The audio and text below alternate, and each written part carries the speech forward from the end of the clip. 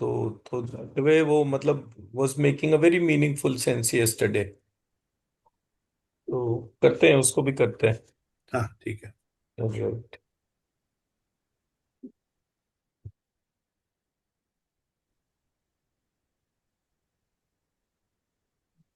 Sir जी नमस्कार। जी नमस्कार।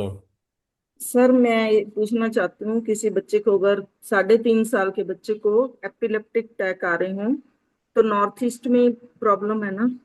पहली चीज बाय डिफॉल्ट। हाँ जी, उनके किचन है, मैंने उनको मना किया भी गैस उठा दो, तो बच्चा रात से एडमिट है पीजीआई में, बहुत घबराए हुए हैं। नहीं देखिए, किचन में वो मतलब नॉर्थ ईस्ट में किचन आ गया, अब किचन थोड़ी कोई चेंज कर सकता है। तो फिर इसकी क्या रेमेडी करूँ सर? रेमेडी उसका सिर्फ ये है कि उसमें उसके अलावा भी कोई और चीज होगी। और उसको यंत्रा भी भेज दिए भी, वो भी लगा लो नॉर्थ ईस्ट में। आप वो लेकरेंटीना वाला सीख रहे हैं, अभी नहीं सीख रहे हाँ हैं? जी हाँ जी सर, सीख रही हूँ, मेरे पास तो है तो भी। लेकरेंटीना से पहले स्कैन करिए कि किचन के साथ में कितनी एनर्जी है और यंत्र लगाने के बाद में कितनी एनर्जी है। ठीक है। तो उसमें अकेले ये वाला प्रॉब्लम नहीं होगा, उसमें प्रॉब्लम ये भी होगा, नॉर्थ ईस्ट में किचन होगी और फेसिंग टुवर्ड साउथ होगा। आप ईस्ट की म्यूट है तरफ मैडम। है, फेसिंग ईस्ट की तरफ है। वो एंगल होगा 5% का, जिसकी वजह से वो ईस्ट की बजाय वो टुवर्ड साउथ ईस्ट फेस हो गया होगा। ओके। वो उसमें मतलब फाइनल पॉइंट के तौर पे जब हम देखेंगे तो वो चीज हमारे सामने आएगी। मतलब आस देखिए, पहली बात तो मैं ये बताना चाह रहा हूँ, कोई भी व्यक्ति आसानी से बीमार नहीं पड़ता, हमारी बहुत सारी चीजें उसमें इन्वॉल्व होती हैं। ये निदान पंचक जो है, इसमें बहुत सारी चीजें उससे हेल्प मिलेगी। कल जब मैंने इसको देख रहा था तो उसके तौर पे अभी चलने लगा, अभी तक चल नहीं रहा था। एनर्जी के भी बड़ा अजीब सा एस्पेक्ट है। वो कुछ हीलिंग हो गई इसकी भी लगता है। बढ़िया हीलिंग तो हो खैर गया सर। वो बढ़िया होता हो ही है खैर। गया। कल कल मैं वही देख रहा था कि कल वो बीच में इंट्रूजन हुआ और उसके बाद वो क्लास ही नहीं आगे चली एक मिनट भी। कोई नहीं, चलिए वो भी देखते हैं। तो अब हमारे को जो अपनी अटेंशन को लेकर चलना है वो प्राइमरली निदान पंचक के तौर पर लेकर चलना है। दिस इज द टूल जो कि एक आयुर्वेदा चिकित्सक जो होता है वो कंपल्सरीली फॉलो करता है। बट ये एक जेनरिक अप्रोच है जिसमें हर एक व्यक्ति को चिकित्सा चिकित्सा मतलब कंसल्टिंग।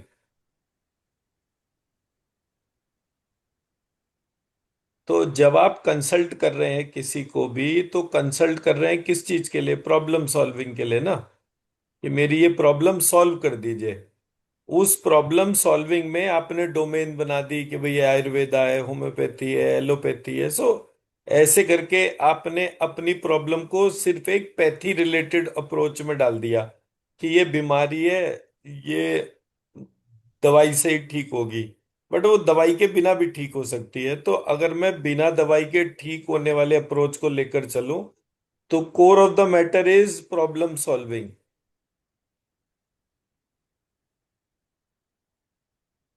तो जब मैं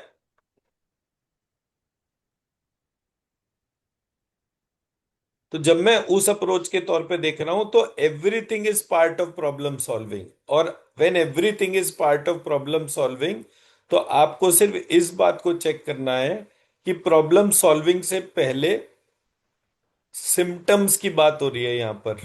तो मेरा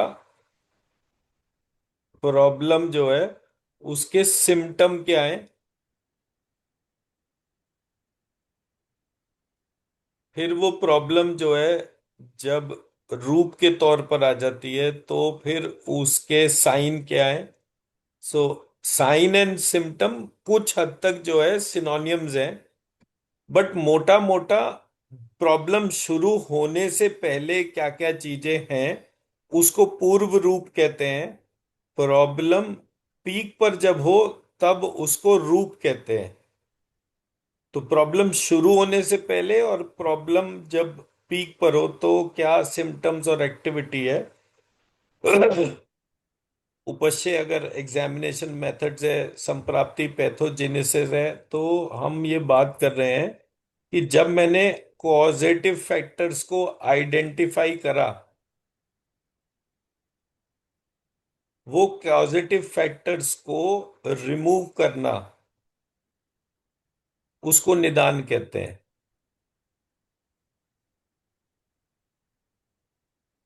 rest everything is part of a documentation activity, कि इसके लिए यहां पर ये टेस्ट हो गए। कौन कौन सा टेस्ट ऑफ इवेल्युएशन है जिसको हम यूज कर रहे हैं, बट ये सब लार्जर लेवल पर आप उसको जेनरिक डोमेन में यूज कर सकते हैं। मैं मेरा पॉइंट समझा पा रहा हूं। हम्म। जी।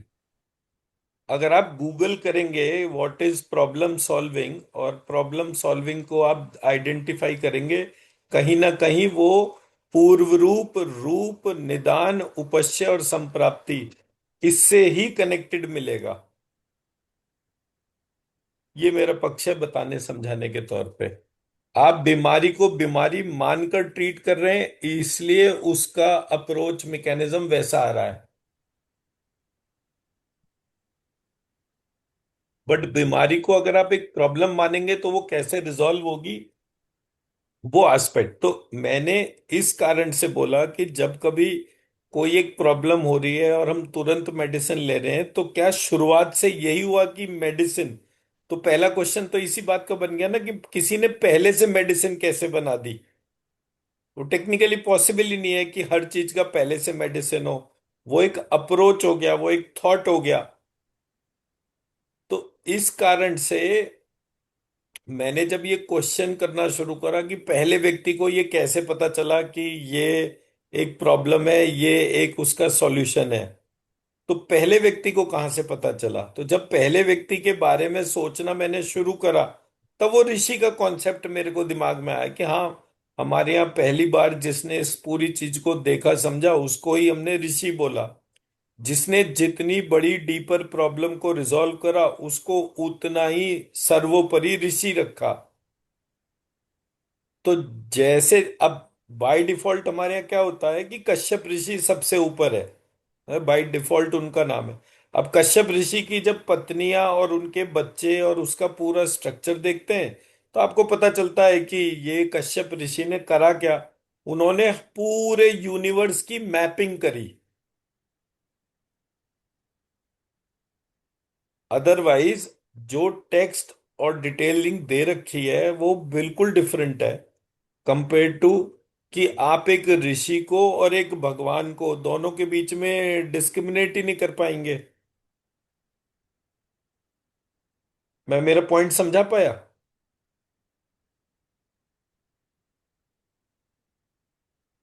How exactly first person is taking care of the situation. उस फर्स्ट पर्सन को हमने ऋषि बोल दिया। तो जो भी हमारा टेक्स्ट था, उस टेक्स्ट पे आप जितने भी क्वेश्चन करना शुरू करेंगे, पहले व्यक्ति ने उस प्रॉब्लम को कैसे सॉल्व करा, उसका नाम लेते ही वो प्रक्रिया काम करना शुरू कर देती है। तो ऋषि और ऋषि के साथ में शाप विमोचन ये टर्म आती है। So it is like a name lock. अब जब आप इस बात को आइडेंटिफाई करें कि पहले व्यक्ति को कैसे पता चला, तो पहले व्यक्ति को पता करने के लिए उस व्यक्ति के अंदर एक सोल सीट होगी, और उस सोल सीट के बाद एक वहां पर कम्युनिकेशन होगा। वो कम्युनिकेशन वो नेसेसरी डायरेक्टिव जनरेट कर रहा होगा। उस डायरेक्टिव से जब आप कनेक्ट करेंगे, तब आपको प्रॉब्लम का सॉल्यूशन होगा। अब लेट सपोज कि आपको जो है एकदम से कोई इन्फेक्शन हो गया और आपको समझ में नहीं आ रहा कि क्या करें। तभी आपके सामने एक प्लांट आया और उसके पत्ते भी थे, तो जो इनर वॉइस थी उसने आपको डायरेक्टिव दिया कि आप इसके पत्ते खाओ, and thus the first person initiated the activity. तो पहले व्यक्ति का जो इनिशिएशन जो था, that was by the directive of the soul seat, nothing else. मैं मेरा पक्ष समझा पा रहा हूं? जी। अदरवाइज ये पूरा का पूरा पजल जो है कभी रिजॉल्व ही नहीं होगा। सर इसी को इंट्यूशन बोलते हैं क्या? इंट्यूशन जो है वो इनर वॉइस के बहुत मिनिमलिस्टिक एक्सप्रेशन है। हम्म। मैं और आप टेक्निकली बात कर सकते हैं, सब्जेक्ट टू हम दोनों को बात करना है।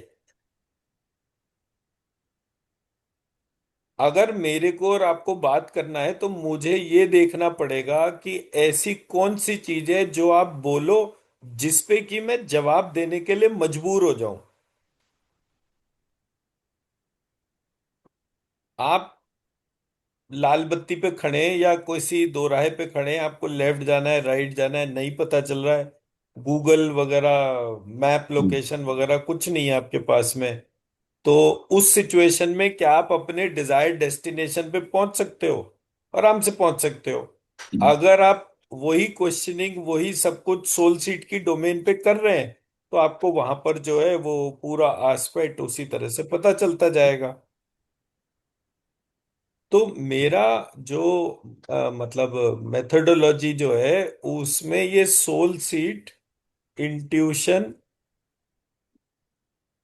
और इस जैसे जितने भी टर्म्स आप बनाएंगे उन सब में पर्सन मिसिंग है। To me soul seat is a person.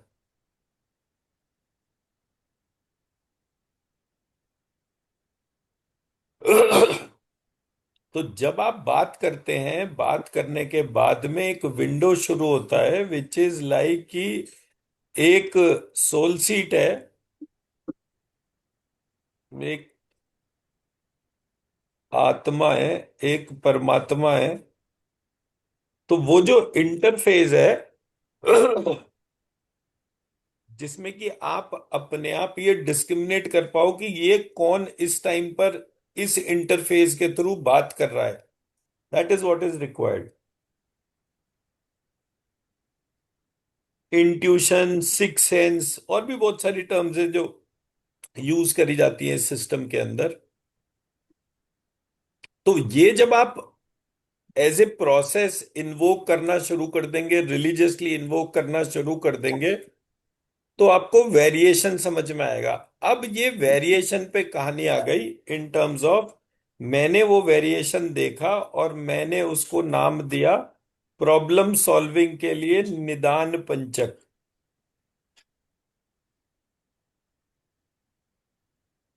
तो जब मैं बोलूंगा कि कोई भी प्रॉब्लम के जो कॉजेटिव फैक्टर्स हैं उसको हटा दो,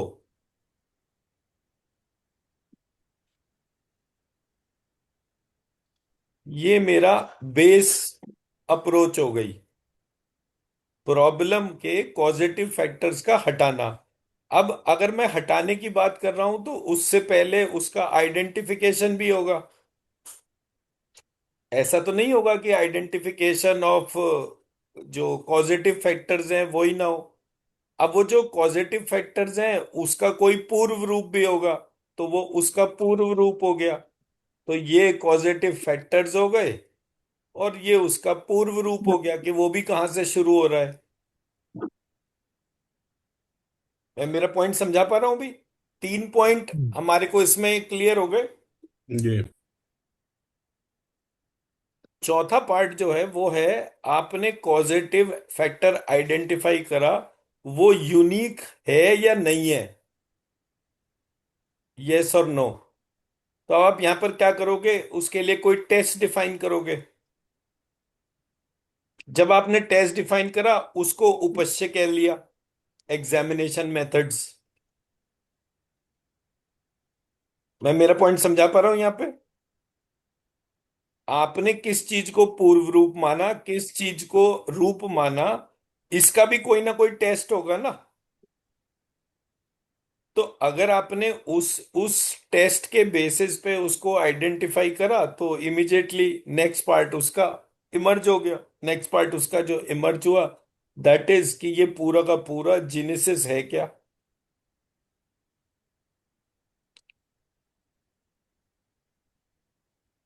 आपको रोग से मुक्ति,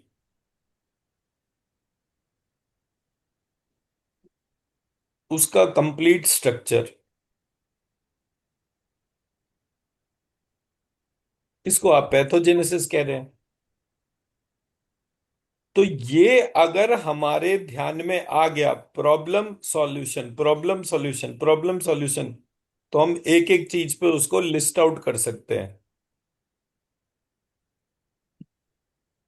तो जब मेरे को ये वाला सिनेरियो समझ में आया तो मैंने कहा जी, प्रॉब्लम का मूल जो है वो थॉट है। कौन सा थॉट मुझे डिजीज फ्री बना रहा है और कौन सा थॉट मेरे को डिजीज कर रहा है। इसके लिए मेरे को सबसे पहले थॉट पे ही गया मैं। जब मैं थॉट पर गया तो मैंने बोला कि जो मेरे थॉट मुझे सेल्फलेस बनाते हैं, वो मुझे डिजीज फ्री करते हैं। जो मेरे थॉट्स मेरे को सेल्फिश बनाते हैं, वो मेरे को बीमार कर रहे हैं। Thus, I was able to identify every time like a child, मैं कब अकेला था या कब अकेला नहीं था। तो सिंपल एक थॉट के अंदर बेसिक चेंज करना कि मैं उसको सेल्फलेस बना दूं, इमिजिएटली मेरे को डिजीज फ्री करता है। जी मिश्रा जी। इसमें एक थोड़ा सा लिंग्विस्टिक कंस्ट्रक्ट है जो मैं शेयर करना चाहता हूँ, उससे थोड़ी सी क्लैरिटी होगी सबको। मैं करूँ? बोलिए बोलिए। हाँ, तो जैसे ये जो डिजीज है ना, ये लोगों को मतलब एक बहुत ही कॉम्प्लिकेटेड डोमेन में समझ में आता है। तो जो डिसीज है उसको अगर आप ब्रेक करें, डिस और ease, basically when ease is disturbed, that is when it becomes a disease. So how to restore ease is the healing process. कह सकते हैं, पर मैं तो इसको जो है वो डिजीज और डिसऑर्डर की बात कर रहा हूं ना। हाँ, तो अब तो when यही or चीज जो है correct. वो, यही चीज जो है आपको फिर रीडिफाइन करनी पड़ेगी। देखिए, मेरा मूल जो मैं समझाने का प्रयास कर रहा हूं वो क्या है कि पूरे प्रोसेस में जब हम कोई चीज देख रहे हैं, उसकी परिभाषा या डेफिनेशन जो है, वो डेफिनेशन अपने आप में एक इशू है। आपका डेफिनेशन जितना कंप्लीट होगा, Exactly. आपका प्रॉब्लम सॉल्यूशन उतना ही बेटर होगा, क्योंकि प्रॉब्लम हमने डिफाइन ही गलत तरह से करी। Right. तो आप अगर उसको क्या कहते हैं, मैथ्स में सिद्धांत के तौर पे क्या लेकर चलते हैं, एग्जाम्स एंड थ्योरम लेकर चलते हैं। Hmm. सो आपकी एग्जाम जो है वो अजम्पशन है। अजम्पशन टर्म ही अपने आप में एक प्रॉब्लम है। Correct. आपको रियलिटी लेकर चलना है, आप रियलिटी कैसे डिफाइन करोगे, तो ऑब्वियसली फर्क आएगा ना। तो मेरा Hmm. मतलब सिर्फ ये है कि हमारे को अपने देखने के तरीके को सबसे पहले डिटैच करना है। तो डिटैच कैसे करा, मेरे सामने एक प्रॉब्लम आई और मैंने उस प्रॉब्लम के लिए बोला कि ये प्रॉब्लम मेरे को आई नहीं इन द फर्स्ट प्लेस, ये प्रॉब्लम एक्स को है। अब मैं वो कंसल्टेंट हूं जो उस व्यक्ति को, उस एक्स को उस प्रॉब्लम से मतलब बाहर निकाल सकता है। तो मेरे को क्या चीज मेरे थॉट प्रोसेस के होनी चाहिए। Hmm. तो आप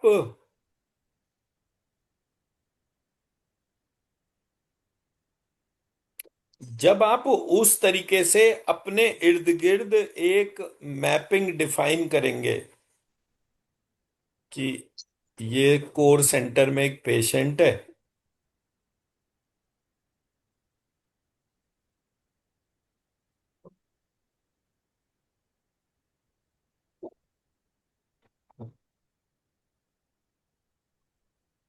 इसको या तो डिजीज है या इसका डिसऑर्डर है। अब ये डिजीज और डिसऑर्डर का आयुर्वेद के अनुसार या मैनेजमेंट के अनुसार जो अप्रोच दे रखा है वो है सम रहना, in a situation of being balanced. इसलिए हम टर्म भी वहां पे क्या यूज करते हैं, सबसे पहले हीलिंग कहाँ से शुरू करनी है, बोले जी हिपोकैम्पस से शुरू करनी है। बिकॉज हिपोकैम्पस ही ये डिफाइन करता है कि मैं बैलेंस्ड हूं या नहीं। अगर मैं बैलेंस्ड नहीं हूं तो बीमारी का ऑनसेट शुरू हो जाएगा, और वो टुवर्ड्स हाइपोथैलेमस जाएगा, और हाइपोथैलेमस से जो है वो पीनियल पिट्यूटरी जाएगा, and thus the entire disease spectrum will spread through all the glands in the whole of the body. वो जहां तक पहुंच गया और जहां तक पहुंचना है। तो कहानी कहां से शुरू हुई, बैलेंस स्टेट के डिस्टरबेंस से। उस बैलेंस स्टेट के डिस्टरबेंस को आपने डिज और ईज क्या कह रहे थे आप, वो मतलब वो हाँ, आपके डिस्टर्ब तौर पे। Disturb days. ठीक, तो एंड ऑफ द डे आपने वो, अगर मैं आप ही के तरीके से चलूं थोड़ी देर के लिए, तो वो डिस्टरबेंस आपने जो आइडेंटिफाई करी, वो डिस्टरबेंस जो है उसको हम कहेंगे पूर्व रूप। अब ये जो डिस्टरबेंस है ये टेम्परेरी है, परमानेंट है, तो ऐसे करके आप उसको एनालाइज करोगे। तो जब आप उसको एनालाइज कर रहे हैं तो आप उसके पूर्व रूप से उसके एक्चुअल सिम्टम्स पर जा रहे हैं। जब आप उसके एक्चुअल सिम्टम्स पर जा रहे हैं तो कायदा ये कहता है कि आपको हर स्थिति को जो है वो टेस्ट करना चाहिए। जब आप उसे टेस्ट करते हैं तो आपको एक स्ट्रक्चर पता चलता है। जो स्ट्रक्चर पता चला, उस स्ट्रक्चर के थ्रू आपने अपने लिस्ट ऑफ कॉजेटिव फैक्टर्स को आइडेंटिफाई करा, उसका रिमूवल कर दिया। That's it. मुझे लगता है ना यहाँ पे ना, जो आपने टेस्ट वगैरह बोला, तो एक तो ठीक है, जो कन्वेंशनल मेथड है अपना एलोपैथी का, वो सब तो टेस्ट वगैरह करते ही है लोग। लेकिन जब आप ईज का टेस्टिंग करते हैं, तो जो अपना सिंपल स्ट्रक्चर पैटर्न है, what, when, where, how, who, all that, तो उससे भी काफी पता चलता है। तो मेरे को वो प्रॉब्लम स्टेटमेंट वाला जो पार्ट है ना, वो बहुत ही इंटरेस्टिंग इसमें लग रहा है कि पर आपने जो मिश्रा जी, मैं जिस तरह से काम कर रहा हूँ ये व्हाट व्हेन और इन सब चीजों से कनेक्टेड ही नहीं है। करेक्ट करेक्ट, ये नहीं हमारा जो ये जनरल कॉमन ओरिजिनल जो कॉमन। वेद का मॉडल है, हम्म ओरिजिनल जो वेद का मॉडल है उसमें टर्म आई है वेदांग। हम्म। और उसकी दूसरी जो पैरेलल टर्म है उसका नाम है दर्शन। तो जब हम जी। दर्शन के तौर पे देखते हैं उसके छह एस्पेक्ट है। पहला है योग और सांख्य। दूसरा है वैशेषिक और मीमांसा।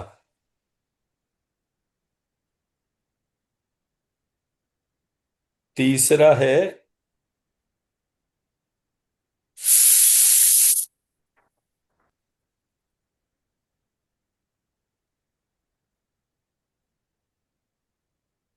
हाँ, ये अब हम गलत गूढ़ता लिख की दिया तरफ जा मैंने। रहे है हैं। गूढ़ता की तरफ जा रहे हैं, ये बहुत इंटरेस्टिंग है। किसकी तरफ जा रहे हैं? गूढ़ता की तरफ। नहीं नहीं, कोई गूढ़ता नहीं है भाई साहब, ये तो कमाई है इसमें। एग्जैक्टली वही बोल रहा हूँ, मतलब ये देखिए अब हमारे यहाँ, origin मतलब करते हैं। मेरा ये कहना है, हमारे यहाँ प्रत्येक व्यक्ति को एक किताब है जिसका नाम है तर्क शास्त्र। जी। जब कभी दो लोग किसी चीज पे तर्क करते हैं तो तर्क का आधार क्या है। जब आप तर्क का आधार देखते हैं तब आपको मीनिंगफुल कंस्ट्रक्शन जो है वो आपका टारगेट होता है। हम्म तो हमारे यहाँ उसी पूरे पार्ट को दर्शन मतलब फिलॉसफी कह के बोला गया। तो योग, सांख्य, वैशेषिक न्याय, मीमांसा और वेदांत, ये हमारे छह स्टेप्स थे। अब ये छह स्टेप्स कैसे थे, ये 6 स्टेप में मेरा पहला स्टेप था योग, मतलब addition to integration and subtraction to differentiation. Hmm. ये मेरी पहली स्टेट थी कि राइट। मैं और मेरी आत्मा, मैं और मेरी आत्मा, मेरा स्थूल शरीर, मेरा सूक्ष्म शरीर, मेरा कारण शरीर, ये मैं कौन है। तो जैसे ही मैंने उस मैं को देखा तो मैंने कहा मेरा स्थूल शरीर मैं हूं, मेरा सूक्ष्म शरीर मैं हूं, मेरा कारण शरीर मैं हूं, या इन सब के अलावा वो आत्मा मैं हूं, वो आत्मा जिस परमात्मा से जुड़ी है वो परमात्मा मैं हूं। तो मैं एक कॉम्बिनेशन हूं। अब ये हम्म। जो कॉम्बिनेशन था, यहां से कहानी शुरू हुई। मैं और कॉम्बिनेशन, तो क्या वो कॉम्बिनेशन एक था या दो था या अनेक था। तो कहानी का पहला स्टेप क्या हो गया? योग। अब जब योग आया तो दूसरा स्टेप क्या हो गया? सांख्य। सांख्य में कहां से आया टर्म? संख्या से सांख्य आया। संख्या मतलब काउंट। ये नंबर। ठीक है, तो आपका जो नंबर सिस्टम है, वो नंबर सिस्टम आया ही कहां से? आपका नंबर सिस्टम आया जब आप अपने आप को ऑब्जर्व कर रहे थे एज ए कॉम्बिनेशन। आप स्काई, एयर, फायर, वाटर, अर्थ ऐसे करके, मतलब हर चीज में अपने आप को ढूंढ रहे हैं। ढूंढते ढूंढते आपने जितनी भी डेफिनेशन बनाई, ये सारी डेफिनेशन मिलकर आपका योग हो गया एज द फर्स्ट स्टेप। जब वो योग को आपने इवेलुएट करा तो वहां पर आ गया काउंट। तो ये काउंट आपका जो है वो हो गया सेकेंड स्टेप। थर्ड हो गया, when we are saying it as a count, what is the uniqueness of each.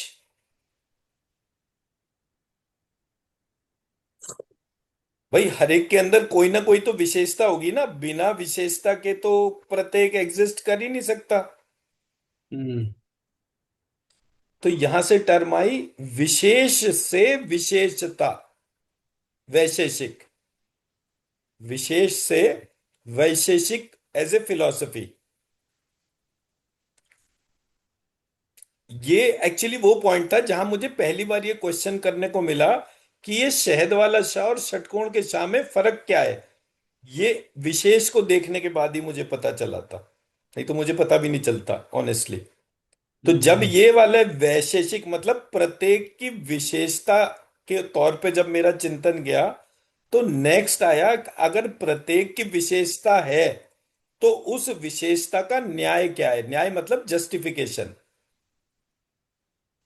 हाँ, लॉजिक काइंड ऑफ हाँ। थिंग, या। सो सो लॉजिक के तौर पर ही तर्कशास्त्र है किताब का नाम। हम्म। अब जब जस्टिफिकेशन आया, तो जस्टिफिकेशन के बाद, no, justification involves all that which you call it test. आप अभी जो टेस्ट टर्म यूज कर रहे थे मेडिसिन के तौर पे, वो पूरा टेस्ट वाला जो मैकेनिज्म था वो ये रहा यहां पर सामने। न्याय क्या है उसका, जस्टिफिकेशन क्या है। अब क्या हुआ? आपने अपने आप को ऑब्जर्व करा, मैं और मेरी आत्मा, डिस्कशन शुरू हो गया। अब ये एक है या अनेक है, नेक्स्ट लेवल का डिस्कशन आ गया। फिर वो प्रत्येक जिसके बारे में अनेक की बात हो रही है, तो वो प्रत्येक जो है उसकी क्या विशेषता है, थर्ड स्टेप आ गया। हर एक विशेषता का न्याय, जस्टिफिकेशन क्या है। मैं तो उसको भिन्न मान रहा हूं पर वो भिन्नता है ही नहीं। तो ये भिन्नता का न्याय संगत क्या आधार है। जब मैं इस चीज में चला गया तो जनरेट हुई मीमांसा। मीमांसा कहते हैं मंथन। सार को, राइट। नहीं नहीं नहीं, नॉट सर। मंथन, मनन, इवैल्यूएशन, एप्लीकेशन, एवरीथिंग, एनालिसिस,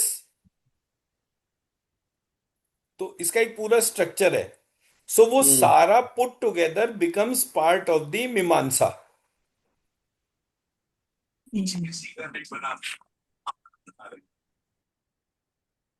मैं मेरा पॉइंट समझा पा रहा हूं? जी सर। जी।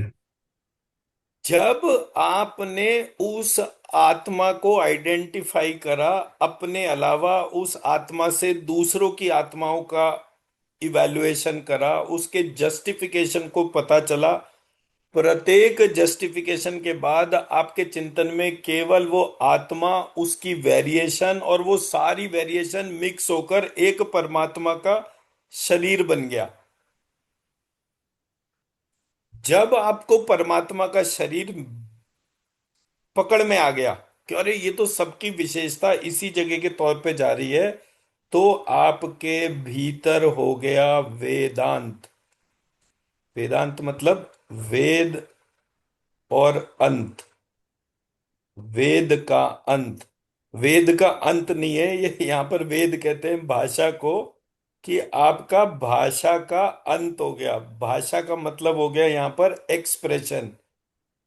आप एक्सप्रेशन लेस हो गए, स्पीच लेस हो गए, स्पेल बाउंड हो गए। हम्म। उस स्टेट को कहा गया वेदांत।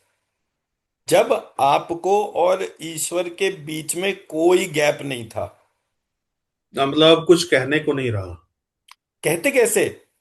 कहोगे तो आप तब, जब आपके पास कोई भी लॉजिक, कोई भी एस्पेक्ट, कुछ तो बचा होगा। आपके सामने महालक्ष्मी आकर खड़ी हो गई, आप उसका टेस्ट थोड़ी लोगे।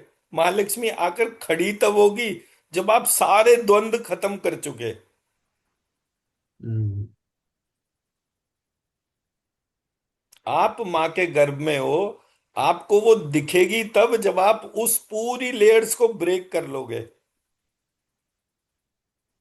और जब आप सारी लेयर्स को ब्रेक कर दोगे, एक स्थिति ऐसी स्पेल बाउंड होगी, क्योंकि जब महालक्ष्मी सामने खड़ी होगी तो कुछ और देखने समझने, मतलब बुद्धि काम ही नहीं कर सकती। मैं मेरा पक्ष समझा पा रहा हूं? जी। तो जब ये पूरी प्रक्रिया जागृत हुई, उस पूरी प्रक्रिया के तौर पे हमारे सामने ये फिलॉसफीज ने हमारे को मॉडल बताया। अब सबसे मजे की बात, जब हमारे को ये मॉडल पता चला, तो वेद और फिलॉसफी में जब ये मॉडल के बारे में बात करी गई, ये पूरा मॉडल योग से शुरू ही नहीं हुआ। अब मैं आपको कहानी क्यों समझा पाया? क्योंकि मैंने कहानी योग से शुरू करी। योग, सांख्य, वैशेषिक, न्याय, मीमांसा, वेदांत, मेरे 6 स्टेप में मेरी कहानी मेरे पकड़ में आ गई। बट वहां पर कहानी कहां से शुरू करी? न्याय से, ओ सॉरी, मीमांसा से। तो मैंने कहा कोई भी कहानी ऑब्जर्वेशन, एनालिसिस, एप्लीकेशन, इस पे शुरू ही कैसे हो सकती है? आप पहली बार में ही अगर द्वंद्व में फंस गए कि ये है या ये है, तो how how will you able to think logically? वहां पर क्या लिखा था? मीमांसा, वेदांत, न्याय, वैशेषिक, सांख्य, योग, ये लिखा हुआ था। आप कोई भी टेक्स्ट उठाकर देखिए, उसमें दर्शन के, षड दर्शन के बारे में देखिए। षड दर्शन का ऑर्डर जो ये मैं बता रहा हूं आपको, ये कहीं लिखा हुआ ही नहीं मिलेगा इस तरीके से। आप गूगल के भी करके देखेंगे तो आपको वो पार्ट पता चलेगा।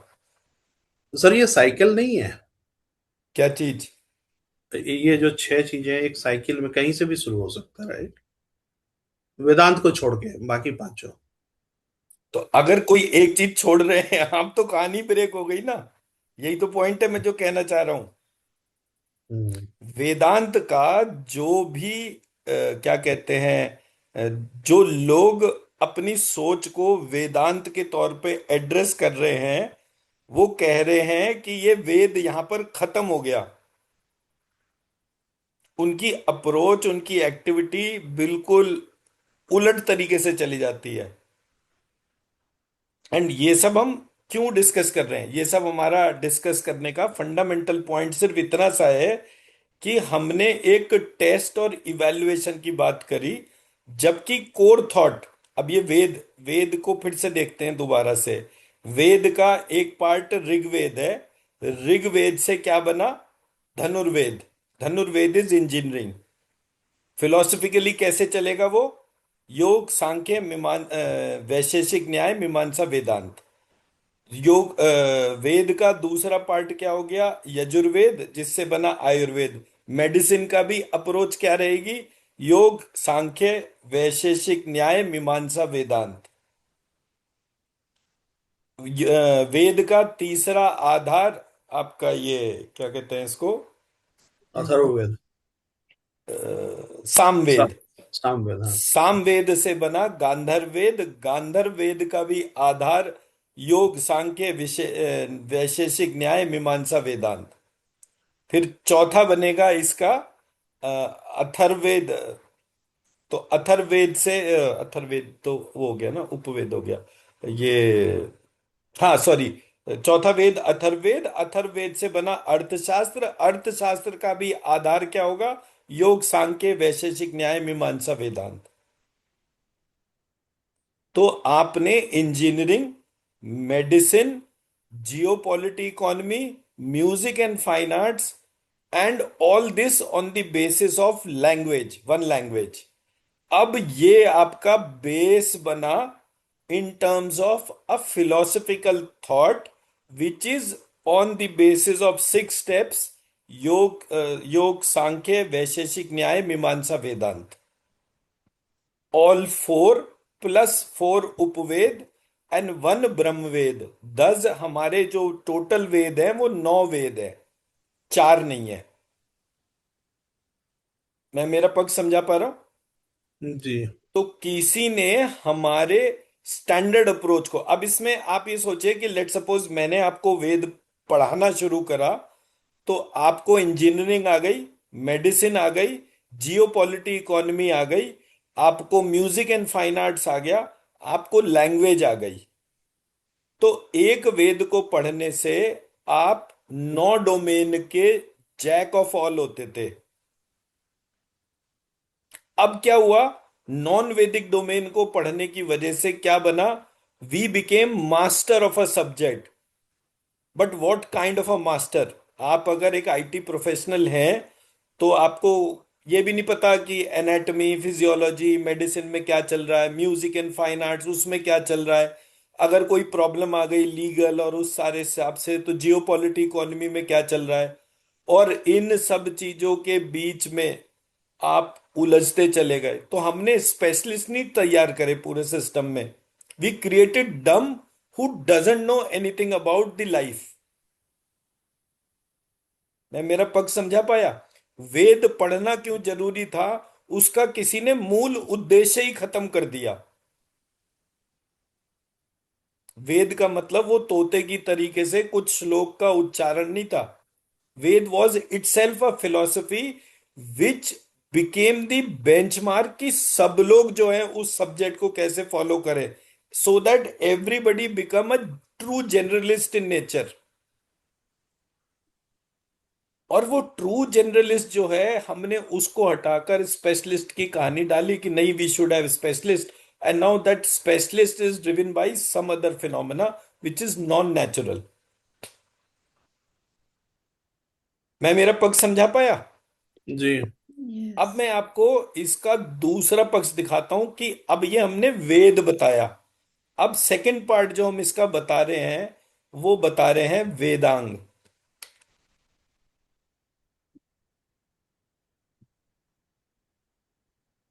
सर वो एक बार रिपीट कर देंगे, नौ वेद जो आपने बताए? नौवेद तो सिंपल है ना, ऋग्वेद। नहीं, वो चार तो पता है। ऋग्वेद से इंजीनियरिंग रूपी धनुर्वेद। अब ये डिसअपियर हो गया हमारे सिस्टम से। फिर यजुर्वेद। यजुर्वेद से बना Ayurveda which is medicine.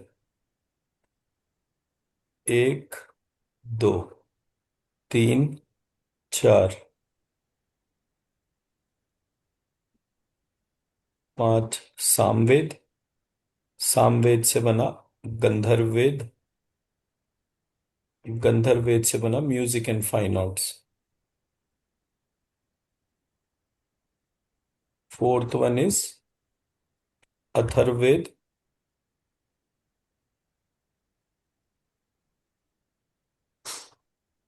Atharvaveda से बना अर्थशास्त्र।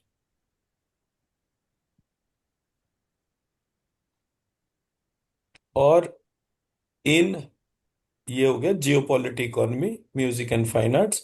एंड इन सब का जो बेसिक पाइवट था that was moving around Brahmaveda which is called Upanishad. तो वो तो 108 है। वो 108 नहीं है, 108 is just part of the count. अच्छा। 108 उसके लक्षण आप भले ही कह सकते हो कि वो वेद में जिस जिस ईश्वर का डिस्क्रिप्शन है, वो ईश्वर के डिस्क्रिप्शन को आप जो है एक अलग स्ट्रक्चर के तौर पर डाल देते हो। तो हमारा जो ओरिजिनल नॉमेनक्लेचर था वो नव वेद का था, ना कि चार वेद का।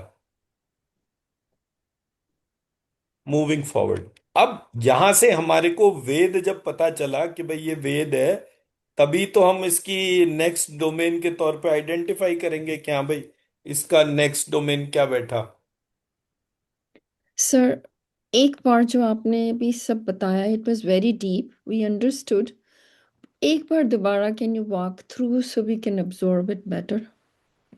ओके, तो थैंक यू। मैंने कहानी स्टार्ट करी, मैंने कहाँ से कहानी स्टार्ट करी, मेरे सामने आया पंचनिधान।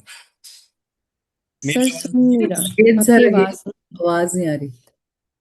अभी आई नहीं आई? यस। हाँ, तो मैंने कहानी शुरू करी पंच निदान से। तो मेरा आइडेंटिफिकेशन क्या था कि पंच निदान जो है, it is not about Ayurveda और medicine, it is about a fundamental which is called thought. Now, what is the origin of the thought? Thought is because of the Atma, and Atma is because of the Paramatma.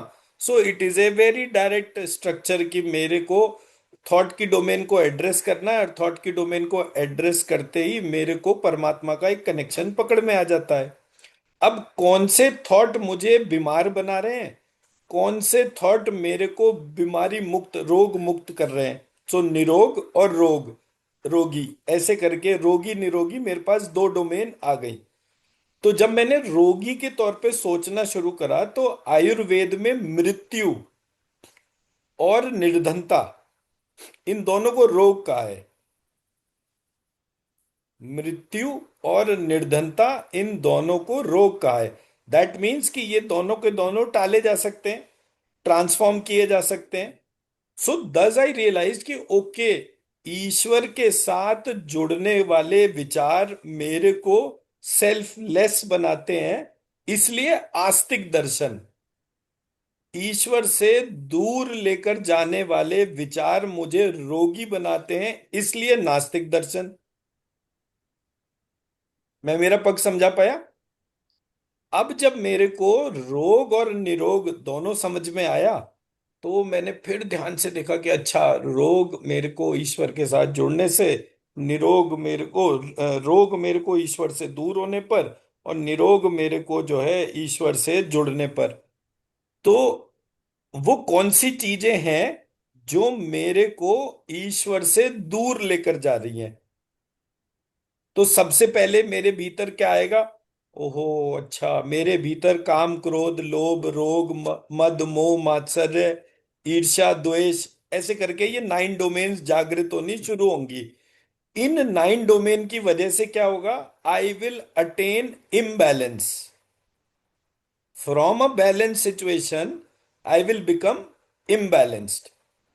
जब मैं imbalance की तरफ गया, तो पूरा system disturb हो गया। क्यों? क्योंकि शरीर भी, शरीर के अंदर ब्रेन, और उस ब्रेन के अंदर हिपोकैम्पस, अपने आप में इस बात का एक लिविंग प्रूफ था कि पूरे शरीर को गवर्न करने के लिए हमारे को हर एक स्थिति में अपने शरीर को संतुलित रखना है। तो बैलेंस की कहानी आ गई। अब जब मैंने इसको देखना शुरू करा तो देखते देखते मुझे पता चल गया कि अच्छा, मेरी बीमारी का कारण इज इम्बैलेंस। अब उस इम्बैलेंस के तौर पर मैंने पहला चीज आइडेंटिफाई करा, इम्बैलेंस मेरे क्रोध की वजह से है, मेरी कामनाओं की वजह से है, मेरे लोभ की वजह से है। ऐसे करके there were different thoughts which were making me in a state of problem. तो मैंने उसको आइडेंटिफाई करा कि मेरे पास पैसा नहीं है, दैट इज ए प्रॉब्लम। तो ये प्रॉब्लम का सॉल्यूशन जो है वो भी एक थॉट है। तो मैं भगवान से कनेक्ट होकर कैसे पैसे वाला हो सकता हूं या बिना पैसे वाला। तो मैं जब ये डिबेकल देख रहा था तो आई रियलाइज कि किसी ने प्रॉब्लम सॉल्विंग के लिए मुझे 5 सिद्धांत दे दिए, जिसमें पहला सिद्धांत था पूर्व रूप, मतलब फर्स्ट प्री सिम्टम्स जो हैं उसको मैं आइडेंटिफाई करूं जो मुझे रोगी बना रहे हैं।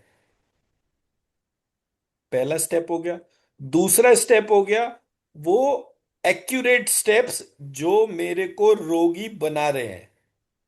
तो जब मेरा रोग बिल्कुल पीक पे होगा उस समय क्या उसके सिम्टम्स हैं, मेरे मुंह से लार टपक रही होगी, आंखें लाल हो रही होंगी, ऐसे करके हर बीमारी का जो वो था पेशेंट, उसके सिम्टम्स बना दिए गए कि बहुत ही कामी व्यक्ति है, कामी व्यक्ति की आंखों से ही जो है हवस टपक रही होगी, आपने कामी व्यक्ति को एक तरफ कर दिया।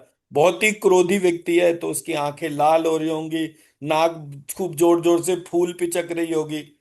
तो आपने, अब यही चीज अगर आपको देखनी समझनी हो कि क्या ये ऐसे ही है, तो आप नाट्य शास्त्र पढ़ोगे। नाट्य शास्त्र सामवेद के अंदर और गांधर्व वेद का पार्ट है। तो नाट्य शास्त्र में हर प्रकार के नवरस का वैसे डिस्क्रिप्शन आ गया। ठीक, कि अलग अलग तरीके के व्यक्ति के उनके सिम्टम्स लुक एंड फील कैसे कैसे होते हैं, तो वो उसका आंगिक श्रृंगार और ये सारी की सारी चीजें उस तरह का है। तो ये हमारे नव रस से नव प्रकार के चिंतन का एक एक्सप्रेशन हो गया। तो अब पहली layer pre symptoms, second layer symptoms, अब ये दो आ गए तो अब मुझे पता चल गया। तो मुझे इन दोनों को समझने के बाद मुझे पता चला, ओके, मेरा प्री सिम्टम क्रोध से कनेक्टेड था। क्रोध मेरी डिजायर से, इनकम्प्लीट डिजायर से कनेक्टेड था।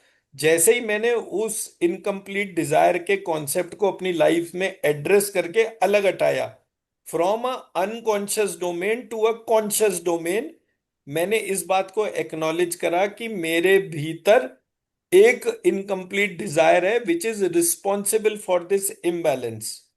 मैंने उसको अलग हटाया। ये हो गया मेरा निदान। अब जब मैंने ये पूरा 3 स्टेप्स में चीजों को समझा, तो मेरी बीमारी का बढ़ना और मेरी बीमारी का घटना वो डिफाइन हो गया। तो मैंने आइडेंटिफाई करा कि अगर ये हो रहा है तो मैं क्यों ना ये पूरा स्ट्रक्चर ही डॉक्यूमेंट कर दूं।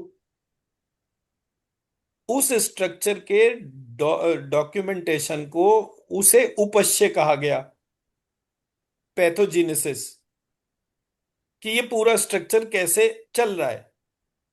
एंड हर एक चीज के स्टेप को इवेलुएट करना, उसको उसमें जो है वो टेस्टिंग की डोमेन में डाल दिया। उसका उन्होंने नाम दिया, नहीं, जो पैथोजेनेसिस है वो संप्राप्ति है और उपश्य टेस्ट है हर चीज का। मैं मेरा पॉइंट समझा पाया? तो जब ये 5 चीजें थी तो 5 में 3 ही चीजें थी, कॉजेटिव फैक्टर्स का identification, pre state, post state, या मतलब जो स्टेट, और तीसरा उसका रिमूवल। जैसे ही आपने उसको हटाया इमीडिएटली आपके सामने एक स्ट्रक्चर आ गया। उस स्ट्रक्चर में हर स्टेप पर आपने इवेलुएट करा, और इवैल्यूएशन के बाद जब आपने वो पूरे स्ट्रक्चर को डॉक्यूमेंट कर लिया, तो वो आपका एक पार्ट हो गया पैथोजेनेसिस, दूसरा पार्ट हो गया उसके हर स्टेप का टेस्टिंग।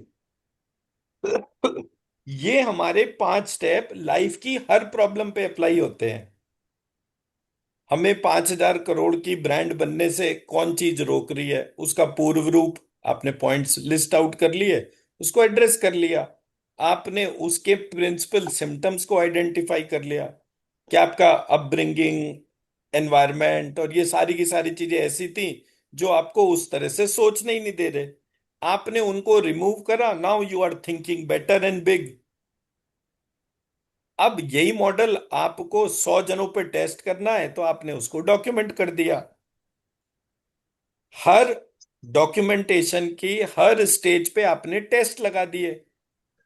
आपका 5,000 करोड़ का विंडो का पूरा कंसल्टिंग मॉडल बन गया। मैं मेरी बात सर मिश्रा जी समझा पाया? Sir 1 minute. जी सर। सर ठीक है जी, हरनीत जी बताइए। सर ये जो पूरा प्रोसेस आपने समझाया है जो इन डेप्थ है, अभी दूसरी बार में तो काफी समझ में आया, पर आपका कोई भी ऐसा लाइव एक्सपीरियंस रहा है तो आप विथ एग्जांपल समझा सकते हैं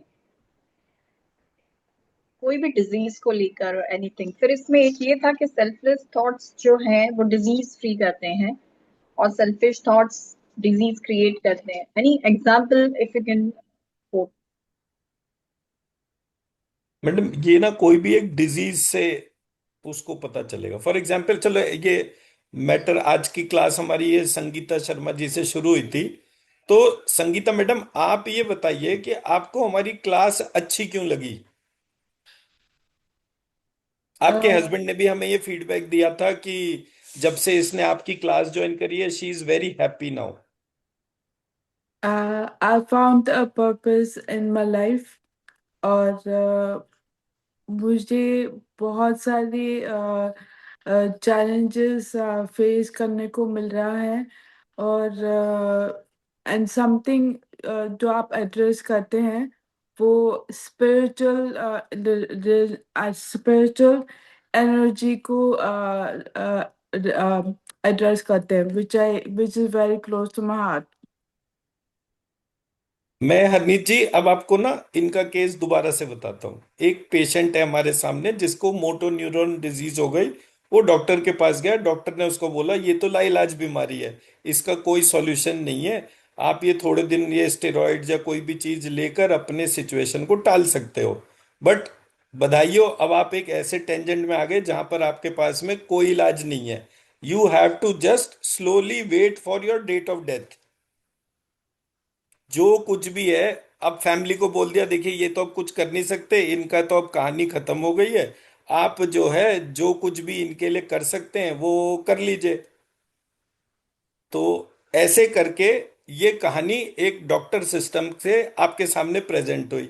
उसके बाद इत्तेफाक से अब यहाँ से भगवान का रोल शुरू हो गया। इन्होंने यूट्यूब पे कोई चीज देखी सुनी, तो वो जैसे ही उसको देखा उसमें इनको इंटरेस्ट आना शुरू करा। वहां पे एक मेरे जैसा आदमी बैठ के उम्मीद बेच रहा था पूरे सिस्टम को। अरे आप ये लगता है कि भाई आप ठीक नहीं हो सकते? नहीं, बिल्कुल हो सकते हो। इस वाली पैथी से नहीं ठीक हो सकते, लेकिन पैथी अकेली ये तो है नहीं, देर आर मल्टीपल पैथीज। तो हर पैथी में क्या होता है, कैसे, ऐसे करके इन्होंने वो यूट्यूब के वीडियो देखने शुरू करे। और मेरे सारे यूट्यूब के वीडियो घूम फिर करके एक ही कहानी पर आ जाते थे, दैट मैं और एक मेरी माँ, मतलब एक मेरा क्रिएटर। जैसे ही ये क्रिएटर वाली डोमेन में गई इनको उम्मीद जागी, इसका मतलब तो शायद मैं भी ठीक हो सकती हूँ। पर ये उम्मीद देने वाला कौन था? उम्मीद देने वाला वो ईश्वर स्वयं था। तो जैसे ये जुड़े, इनके डिजीज के जो भी सिम्टम्स थे वो कम होने शुरू हो गए। जैसे ही कम हुए तो ये सब, मतलब 10, 20, 50 लोगों के साथ रोज बात कर रहे थे, अपने आप को एक्सप्रेस कर रहे थे, जो कि उससे पहले वाली स्टेट में नहीं हो रहा था। तो जब कोई चीज उससे पहली वाली स्टेट में नहीं हो रही थी, धीरे धीरे धीरे धीरे वो होनी शुरू हो गई। हर एक व्यक्ति को एक बिलीफ बेचा जा रहा था। भाई मेरा काम क्या है पूरी कहानी में? मैं तो एक भगवान की दुकान सजा कर ही बैठा हूं ना, मैं और तो कोई काम नहीं कर रहा। कि एक भगवान है और उसे पता है कि अपनी दुकान, उस भगवान को कैसे चलानी है। आपको लग रहा है कि आपकी लाइफ में प्रॉब्लम आई है, बट वो प्रॉब्लम नहीं है, it is just an indication that you are the chosen one. आपकी लाइफ की प्रॉब्लम अब सॉल्व होना शुरू होगी बिकॉज आपने अपने प्रॉब्लम के इर्द गिर्द एक एक सिस्टम को आइडेंटिफाई करना शुरू कर दिया। जैसे जैसे आप उस पूरे चिंतन मनन में चलने शुरू हुए, आपको लगा ये प्रॉब्लम जो थी ये कैसे ब्रेक होगी। और कहीं ना कहीं हम कहीं फंसे हुए थे, तो वो जैसी वो 5,000 करोड़ की बारी आई, बोले जी यहाँ तो अपनी जिंदगी ढोना मुश्किल हो रहा है और आप बात कर रहे हो 5,000 करोड़ की। तो हम अपने आप को ही थोड़ी देर तक जो है क्या कहते हैं सेल्फ डाउट करते रहे। जैसे जैसे वो सेल्फ डाउट मिनिमाइज होता गया, इमिजिएटली वो believe to connect with the divine वो हो गया। बीच में आ गए गुप्त नवरात्र, 2-3 मेडिटेशन हो गई, तो वो रेगुलर मेडिटेशन होने से जो लोअर एनर्जी थी वो सारी शरीर छोड़ छोड़ के भाग गई। अब शरीर में जो बचा वो बचा शुद्ध चिंतन, किसका? आपका और आपकी मदर का।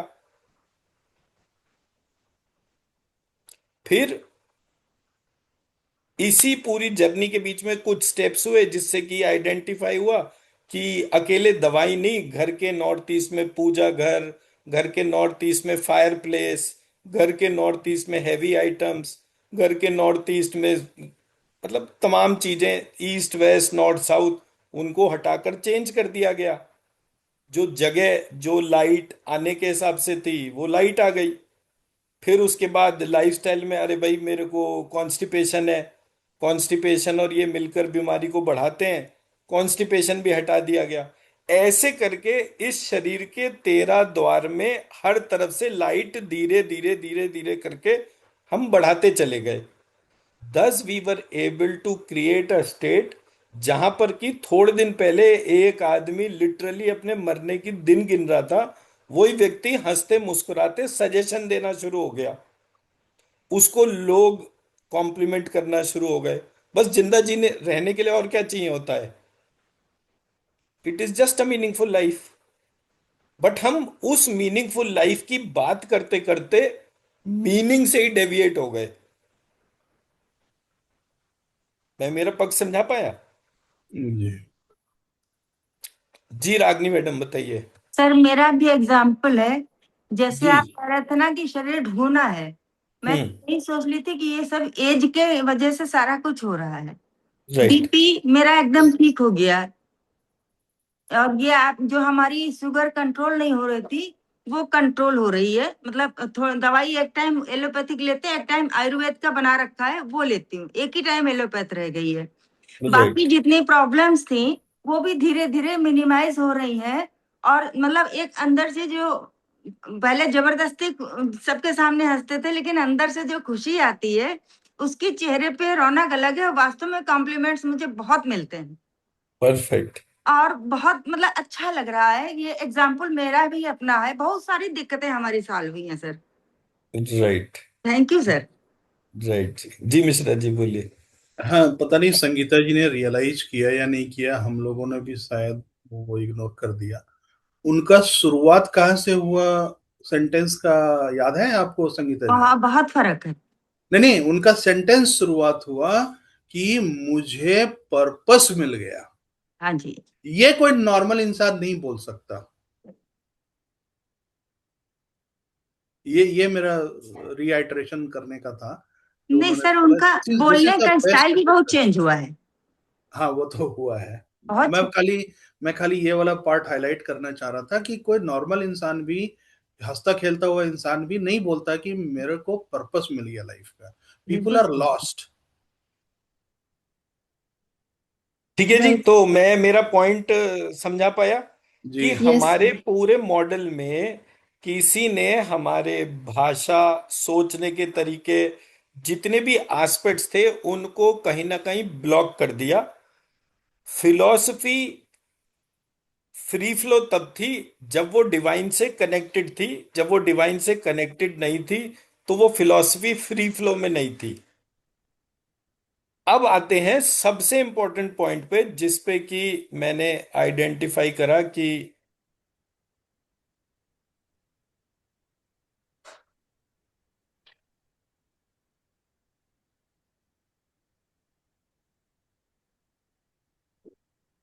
हमने अभी बात करी दर्शन की। अब दर्शन के बियॉन्ड जो दूसरा टर्म था वो था वेदांग। सो ये दर्शन किसका था? वेद का। तो ये वेद से वेदांत तक की जर्नी थी, ये फिलॉसफी, जो आस्तिक दर्शन का पार्ट था। अब इसका दूसरा पार्ट देखते हैं, वेदांग। वेदांग में 6 पार्ट थे, जिसमें पहला था शिक्षा, कल्प, व्याकरण, छंद, निरुक्त और ज्योतिष।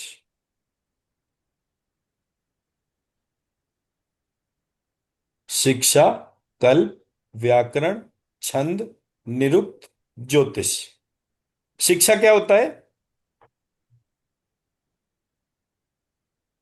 शिक्षा एजुकेशन। किसको कहते हैं?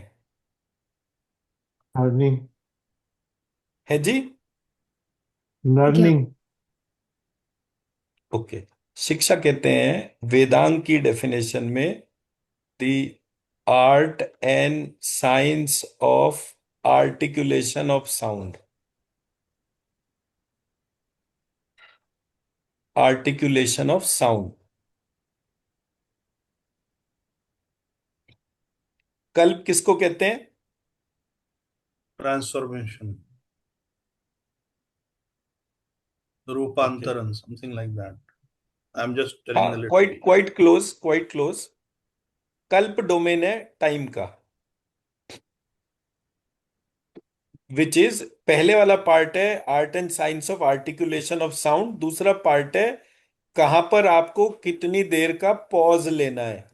तो आपका अ जो है वो अ से जुड़ के आ बन गया। Now a and a are two different things, but ये उसी का फैक्टरिंग था। तो कहां कहां पर कैसे चीजों में ट्रांसफॉर्मेशन हुई, वो ट्रांसफॉर्मेशन की जो रिलेटेड पूरी स्टडी जो थी, दैट वाज पार्ट ऑफ कल्प। थर्ड वाज व्याकरण। व्याकरण किसको कहते हैं? तो सिंटैक्स हुआ, साउंड के डिफरेंट फॉर्मेट में हुआ ना, ग्रामर सर, ग्रामर। हाँ। ग्रामर तो उसका इंग्लिश टर्म हो गया, मतलब क्या हुआ उसका? ऐसे वर्ड्स की फॉर्मेशन कैसे होती है, सेंटेंस की फॉर्मेशन कैसे होती है? ओके, तो I will give you that. तो उसको मैं कैसे बोलूंगा? Rules of the game. Hmm. अब ये रूल्स ऑफ द गेम का मतलब क्या हुआ? इसका मतलब रूल्स कॉन्स्टेंटली चेंज किए जा रहे हैं। So there are multiple grammarians in Sanskrit, and for lakhs of years there are hundred of grammarians। आजकल जिस ग्रामेरियन के तौर पे हम पढ़ते हैं उसका नाम पाणिनि है, पर उससे पहले भी बहुत सारे थे। ऐन्द्र व्याकरण है, वशिष्ठ व्याकरण है। सो देर आर मल्टीपल नेम्स जो कि व्याकरण और उन सब की अलग अलग शिक्षा की प्रक्रिया दे रखी है। तो ये सारा कुछ किस चीज पर बेस्ड हो गया? Art and science of articulation of sound से ये कहानी शुरू हुई। Chhanda is a energy efficient system.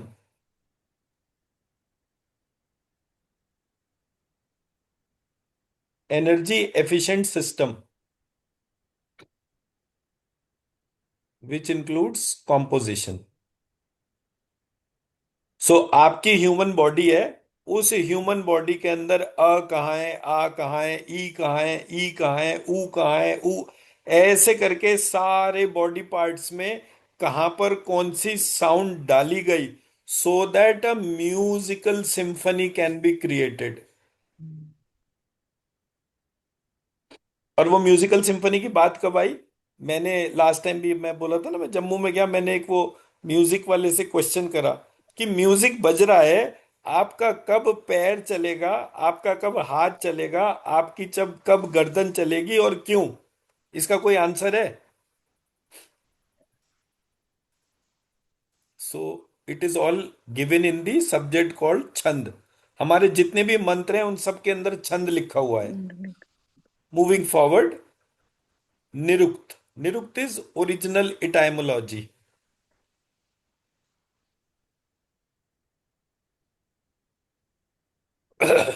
Original etymology. मैंने लिखा जो है वो कौन से चक्रा में आता है, उसका क्या एलिमेंट है, उसकी क्या शेप है, उसका क्या कलर है, उसका 5 डायमेंशनल पूरा स्टेटस, ये सारे के सारे जितनी भी डिटेलिंग थी एक की, वो कहाँ दे रखी थी? निरुक्त में। Clear? Next is most surprising is the ज्योतिष। ज्योतिष इज प्रत्येक चीज को नाम, रूप और कर्म प्रदान करना।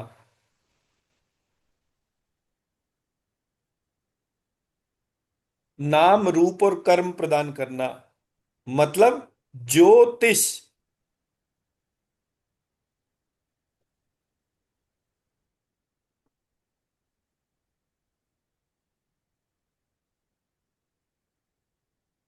ज्योतिष,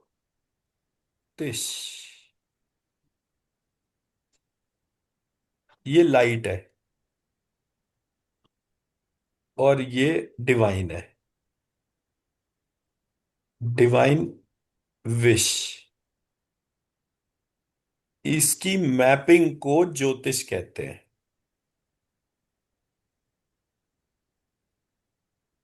कितनी ज्योति हमारे यहाँ डिस्क्राइब्ड है? हमारे यहाँ 27 + 9, ऐसे करके 36 ज्योति हमारे सिस्टम में डिफाइंड है, जिनको हम नक्षत्र और ग्रह कहते हैं। ये प्रत्येक नक्षत्र में 360 डिग्री अगर मैं पूरा कॉस्मॉस लेकर चलूं तो उसका एक पार्ट है। उस पार्ट को मैं नक्षत्र बोल रहा हूं with the representation of few present stars. ये नवग्रह हैं जो मेरा इमीडिएट यूनिवर्स है या इमीडिएट कॉस्मोस है। प्रत्येक का नाम देने की प्रक्रिया को ज्योतिष कहते हैं। Now highlighting the most important part, कि जिससे इससे रिलेटेड स्टडीज के बारे में हम बात कर सके। Why all this is very important, इतना कि आज का पूरा क्वांटम मैकेनिज्म जो है वो इसी सब्जेक्ट के अराउंड चलेगा।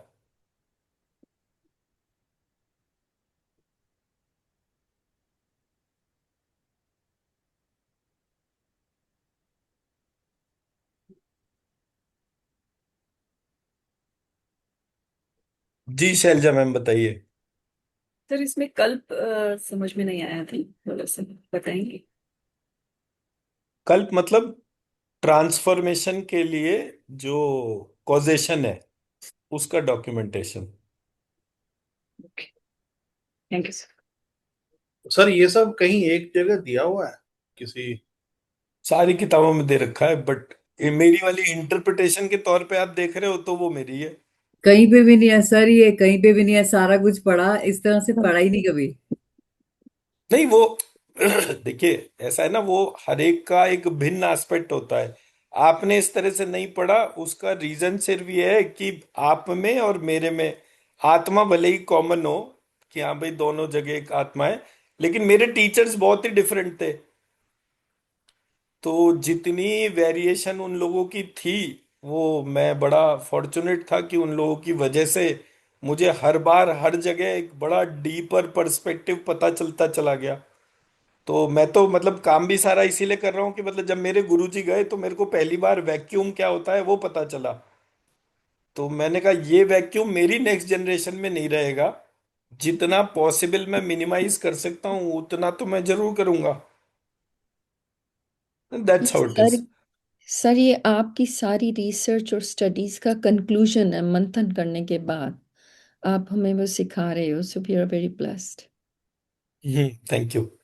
अब यहां से आते हैं, ये जो पार्ट है जो मैं यहाँ पर हाईलाइट कर रहा हूँ, which is very important for the IT professionals, is every language can only have maximum of 6 factors.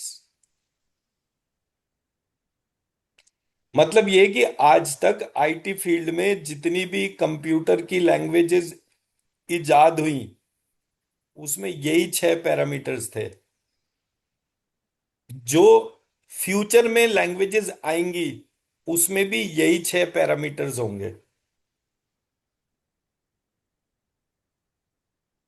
तो अगर मुझे सिर्फ इस बात की प्रिडिक्शन करनी है कि भविष्य में कंप्यूटर की कौन कौन सी भाषाएं आएंगी और क्यों आएंगी, मैं इन 6 पैरामीटर्स पे सब कुछ डाल के कर सकता हूं।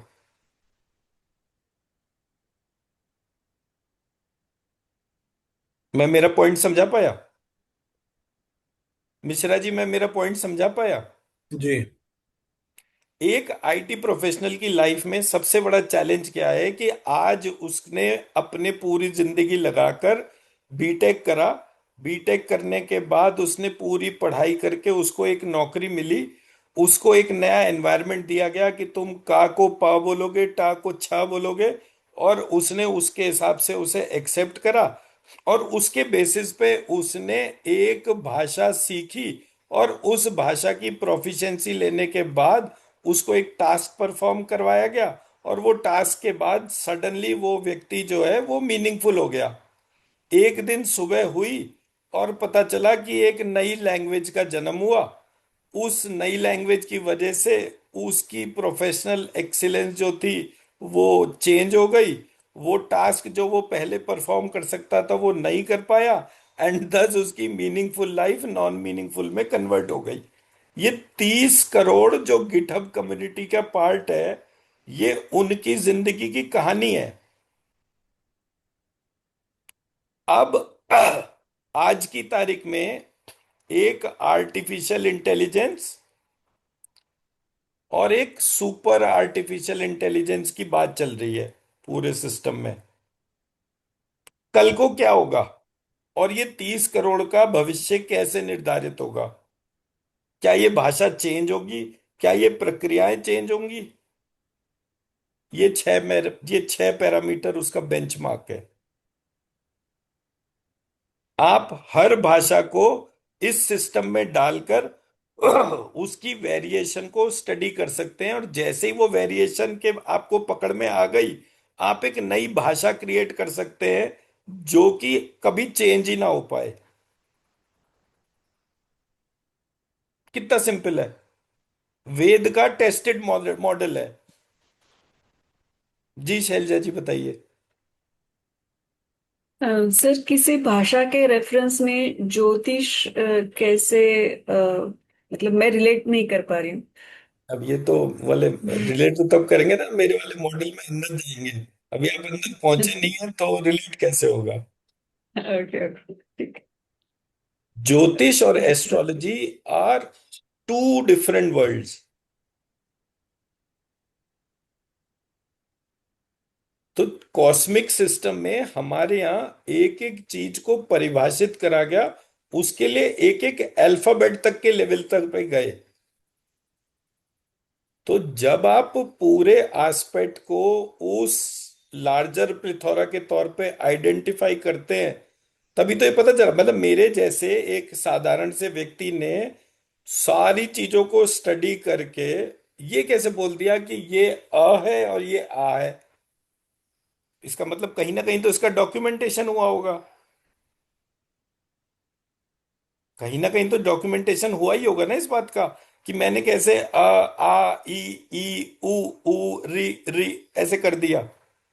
और ये जो मेरे बॉडी पार्ट्स थे, अगर मैं पूरा बृहद उसके तौर पर लेकर चलूं कि मैं पूरी यूनिवर्स को एक गरुड़ आई व्यू से देखता हूं, तो मुझे लेटे हुए नारायण दिखते हैं। ये नारायण का जो शरीर है, उनके हाथ हैं, पैर हैं, उसके भी वही बाइफरकेशन जैसे मेरे शरीर के। तो जो प्रक्रिया थी वो इसी तरीके से डॉक्यूमेंटेड थी। उसके एस्पेक्ट्स को देखने का तरीका था, समहाउ ओरिजिनल नॉमेनक्लेचर से हमें दूर ले गए। बहुत सारी चीजें तो ऑलमोस्ट मल्टीपल पुराण में दे रखी हैं, जितनी भी मैंने कोट करी हैं सुबह से, मल्टीपल पुराण में। सिर्फ मेरा इंटरप्रिटेशन और ऑर्डरिंग जो है वो वैसा नहीं है जैसा वो पुराणों में लिखा हुआ है। मैं मेरा पॉइंट समझा पाया? ज्योतिष में नाम रूप और कर्म कैसे डिफाइंड है? 15 अगस्त 1947 को रात को 12 बजे एक बच्चे का जन्म हुआ। उस बच्चे के बारे में सब कुछ बताइए। 15 अगस्त 1947 रात को 12 बजे एक बच्चे का जन्म हुआ। तो वो बच्चे का नाम क्या होगा? वो उसका अक्षर बताया जाता है। जन्म पत्री आप देखते हैं तो क्या बताया जाता है सबसे पहले? आप एक ज्योतिषी को बताते हैं कि जी मेरे घर में 15 अगस्त 1947 को रात को 12 बजे दिल्ली में एक बच्चे का जन्म हुआ, तो उस बच्चे का नाम क्या रखना है, ये बताया जाता है। हाँ जी नक्षत्र के सर। हिसाब से अक्षर। बताया जाता है या नहीं? मैं तो चल। शैलजा जी से पूछ रहा हूँ। जी जी। यस। तो अगर बताया जाता है तो वो उसका नाम हो गया कि नाम का पहला अक्षर क्या होगा। फिर ये बच्चा स्वस्थ रहेगा, इसकी आयु कितनी है, उसके बारे में सारी डिटेल, इसकी शादी ठीक ठाक हो जाएगी नहीं होगी, कब शादी होगी, कब इसके बच्चे होंगे, ये सारी चीजें क्या हो गई, उसका रूप हो गया। और फाइनली ये बच्चा करेगा क्या अपनी जिंदगी में? इंजीनियर बनेगा, डॉक्टर बनेगा, या मेरी तरह वेद पाठी ब्राह्मण बनेगा? क्या बनेगा ये कुछ तो बताए वो जी। तो नाम रूप और कर्म, बट ये सिद्धांत, ये नियम, ये एस्पेक्ट दुनिया के हर एक पार्टिकल पे अप्लाई होता था। एस्ट्रोलॉजी में हमारे यहाँ बोला गया, ओहो आज का दिन तो सेलिब्रेट करने वाला है। कौन सा दिन है जी ये? बोले जी ये अक्षय तृतीया है। बोले आज क्या हुआ था? बोले आज परशुराम पैदा हुए थे। अरे परशुराम तो ठीक है, आज जो है सतयुग का भी जन्मदिन है। हम्म। आज के दिन ये वाली महाविद्या पैदा हुई थी। आज के दिन वो पैदा नहीं हुई थी, इंट्यूटिवली इम्बाइब करी गई थी पहले पर्सन द्वारा। और ये सब की कहानी कब तक? जब तक कि आप इस बात को ना बोलो कि आज पृथ्वी डे है, आज ही के दिन, आज से इतने अरब साल पहले ये पृथ्वी का जन्म हुआ था। हमारी हर चीज डिफाइंड है नाम रूप और कर्म के बेसिस पर। अब जब वो नाम रूप और कर्म के बेसिस पे है, सो डेफिनेटली हम पर केपलर लॉ तो नहीं अप्लाई होता होगा, केपलर का कैलेंडर भी नहीं अप्लाई होता होगा। हमारे ऊपर कोई और नियम होगा जिसके बारे में हमें नहीं पता, बट उस नियम से रिलेटेड सिद्धांत तंत्राज तंत्र में मिल गए मेरे को, कि पूरा सतयुग से लेकर आज तक का अगर मुझे एस्ट्रोलॉजिकल कैलेंडर बनाना है तो मैं उसको देखकर बना सकता हूं। Thus we had a system of this sort.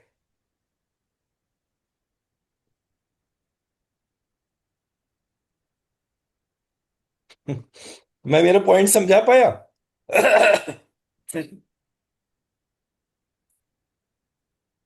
तो ये तो सब्जेक्ट ही बहुत इंटरेस्टिंग है, मतलब, and it will solve the larger problems. ऐसा नहीं कि एक दो दिन के हिसाब से, it will solve the larger of the problems. तो मैं क्योंकि खाली बैठा हुआ था 14 साल, पैसे वैसे तो मेरे पर ढंग से कमाए ही नहीं गए थे, जो थे वो सेविंग्स चलती गई चलती गई चलती गई, एक दिन वो भी खत्म हो गई। पर ये है कि भगवान ने कभी वो हाथ फैलाने की नौबत नहीं रखी। विद इन टाइम सब कुछ मैनेज हो गया। एंड नॉट ओनली सेल्फ, मतलब उसी टाइम फ्रेम के अंदर बच्चों की पढ़ाई भी पूरी हो गई एंड एवरीथिंग।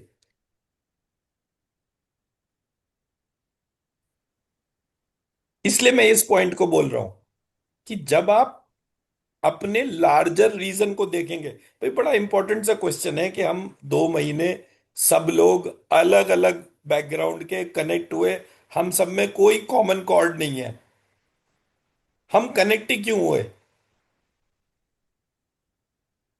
हम सबके पास एक ही रीजन है, एक बीमारी है, बस दैट्स इट। चलो वो बीमारी का सॉल्यूशन के तौर पे हम सब अपनी अपनी प्रॉब्लम के तौर पे एक साथ एक छत के नीचे इकट्ठे हो गए। बट जो फैक्ट ऑफ द मैटर है कि जिस किसी ने ये स्टेज क्रिएट करा है, उसने हर पात्र का एक रोल डिफाइन कर रखा है, एंड वो लार्जर पर्पस में you are the chosen one is the starting point of your story. उसके बाद की स्टोरी जाननी है तो Kung Fu Panda part 1 part 2 part 3 देखें, और आप सबको अपनी अपनी स्टोरी कंप्लीटली पता चल जाएगी। सर क्योंकि हमारा कॉमन कॉज आप हैं। मैं भी आप तो हैं किस मैं भी तो उस कहानी के अंदर इन्फ्यूज्ड ही हूं। मेरा पॉइंट्स कहने बट बताने का ये है कि मैं वो कहानी नहीं हूं, कहानी कोई और है। जो भी और वो है सब पर लोग, आप टूवर्ड अपनी अपनी कहानी तभी लिखेंगे जब आप सब लोग वो 5,000 करोड़ की ब्रांड में इन्वॉल्व करेंगे अपने आप को, with all of your hiccups, with all of your handicaps which you are facing today. उससे वो सर आज का सक्सेसफुल सेशन जर्नी बहुत बनाना, अमेजिंग था। मेरी उससे वो आवाज आ रही है? सक्सेसफुल जर्नी बनाना, वो इंपॉर्टेंट है। तो जब वो चीज डिकोड होगी सब लोगों की लाइफ के तौर सर पे, बहुत तब अमेजिंग था वो आज का सबको पता सेशन। चलेगा। मेरी आवाज ही नहीं चल रही। क्या हुआ? सर मैं कह रही थी आज का सेशन बहुत अमेजिंग था। Thank you. Really I opening, wonderful, like a very unique angle of understanding the basics of Vedanta and everything. Madam तभी तो मैं कहता हूं ना, ब्राह्मण जो है वो बहुत वैल्यूएबल है, उसको रेगुलरली खाना खिलाते रहिए। कब कौन से गेम को चेंज कर देगा ना, आप सपने में भी नहीं सोच सकते। खाना खिलाने के लिए जब एक चींटी आपकी लाइफ में चेंज ला सकती है, तो एक ब्राह्मण को खाना खिलाने पर कितना चेंज आएगा लाइफ में, आज आप नहीं सोच सकते। उसको चाहे चींटी मानकर ही खाना खिला दो, how does it matter? Sir मौका कब देंगे, आइए ना कलकत्ते। मैं वो ब्राह्मण नहीं हूं मैडम, मैं तो मिलता भी नहीं। बाकी तो क्या कहना किसी और सर चीज हम आ का। जाएंगे आपके पास। हम लोग आ जाएंगे आपके पास। सर घर के सामने से चले जाते हैं पर आते नहीं है। ठीक बात है, ठीक बात है। चंडीगढ़ के सामने से चले गए सर। आप देश में सर हम दुनिया आ में रहे हैं जहां आपके कोई भी पास में ब्राह्मण मेरठ। मिले ना, उसको मेरे को ही मानकर खाना खिला दीजिए, मैं तो तब भी खुश हूं उसके तौर पे। क्या भाई, सर मुझे हम उस आ बात रहे हैं से फर्क मेरठ नहीं आपके है। पास। आइए आइए, एनी टाइम। सर को मिल पाया सर तो जब आपको लगे कि और सारे लोग एक लेवल पे आ गए हैं तो एक ऑफलाइन सेशन तो बनता है। मैं तो इतना दूर से आया 2 दिन के लिए और मैंने सर से देखे वो मैं वो पता है सुशील जी, जब आपसे मुलाकात हो गई ना, उसके बाद जो है मुझे स्पेशली कीर्ति जी का फोन आया, सर आपको पता है सुशील जी नासिक के रहने वाले हैं। मैंने कहा ओ, आपने भी कहाँ कहाँ क्या क्या कनेक्शन डाला। मतलब कीर्ति जी को मैं मिलने के लिए वहां पर गया नासिक में, जबकि मैं किसी को नहीं मिलता। फिर जब वो कीर्ति जी ने वो नासिक वाला एंगल जोड़ा तो मुझे भी बड़ा मजा आया कि सब लोग सोचते कितने कितने तरीके से हैं। But it was fun, it was very enchanting, की मजा आया। तो लेकिन एक एक मुझे एक सवाल है। आप बोलो तो जोर से बोलो हाँ सवाल की आवाज हाँ बहुत हाँ, कम है। सवाल ये है कि हम लोग जो अभी जैसे of course health is the most important for everybody, the most important, लेकिन हमारे इसमें अंडरस्टैंडिंग 5,000 करोड़ जो भी बनना है, I am talking only from the financial point of view. Hmm. तो this is the more difficult challenge than the health, क्योंकि health में क्या है, you are, your body is involve, और आप वो फैक्टर जो है you are only person control, but external factor जो है वो बहुत ज्यादा है in wealth creation, and that's why probably we need to work more hard on all this अच्छा while सुशील जी, एक बात बताइए। मैं एक सिंपल सी हाँ, कहानी रखता हूँ आपके सामने। मैं तो खैर बहुत सारे तरीके से ये पूरे प्रोसेस को इवैल्यूएट कर चुका। 5,000 करोड़ की 5,000 ब्रांड है दुनिया में। तो हम मैथमेटिकली क्या कर सकते हैं कि हम उसका एक स्ट्रक्चर बना सकते हैं कि ये 5,000 ब्रांड्स कौन सी कैटेगरी, कौन सी इंडस्ट्री, कौन से उस वो इंडस्ट्री टाइप वगैरह वो सब आइडेंटिफाई किया जा सकता है ना। right. तो आप ये भी जब आप ये सब आइडेंटिफाई कर सकते हो तो आप ये भी आइडेंटिफाई कर सकते हो कि इसमें जो है रिलेशनशिप के तौर पे common relationship, special relationship and cause and effect relationship भी बनाया जा सकता है। राइट। अब जब आपने ये 3 पार्ट में उसको कर दिया तो आप ये भी तो आइडेंटिफाई कर सकते हो कि आपका सेक्टर कौन सा होगा। ये 2,000 बिलियनर, 2,500 बिलियनर पैदा तो थोड़ी हुए हैं कि पहले दिन से थे ये। अगर आप इनके पैटर्न को समझ लें तो आप भी बन जाएंगे। पॉइंट सिर्फ इतना है कि आप थोड़े में खुश हो गए, और मेरे पास करेक्ट। खुश होने का कोई रीजन नहीं था। बिकॉज मैं तो सिर्फ इस रास्ते पे इसलिए काम कर रहा था कि मैं मेरे गुरुजी को खुश करने की बात थी। गुरुजी ने कहा बेटा तू लानत है ऐसे जीवन पे जो 5,000 करोड़ नहीं कमा सकते। तो मुझे पता चला कि अच्छा, गुरुजी को अगर प्लीज करना है तो क्या 5,000 करोड़ की ब्रांड बनना पड़ेगा। बीच में गुरुजी गायब हो गए। तो अब कहानी में यही सोचता रहा कि कुछ करूं या कुछ नहीं करूं, करना क्या है। बट धंधा बहुत अच्छी तरह मुझे समझ में आता है। आप सिर्फ शांति से बैठ के, मतलब मिश्रा जी जैसा कोई व्यक्ति हो तो सिर्फ शांति से कमरे में बंद होकर 2 दिन 3 दिन ये जो बिलियनर और ये जो 5,000 करोड़ की ब्रांड्स हैं, केवल उसका डेटा निकाल के लिस्ट बना के उसके अंदर का पैटर्न निकालने बैठ गए, आप हर एक को बता सकते हो कि किसको क्या करना है। आपको लगता है कि ये कहानी बड़ी कॉम्प्लिकेटेड सी है। मैं एक दिन आरती के बारे में सोचते सोचते साइकोलॉजिस्ट की लिस्ट बनाने बैठ गया कि पूरी दुनिया में टॉप के साइकोलॉजिस्ट कौन से हैं और उनकी साइकोलॉजी की थ्योरी कौन कौन सी है।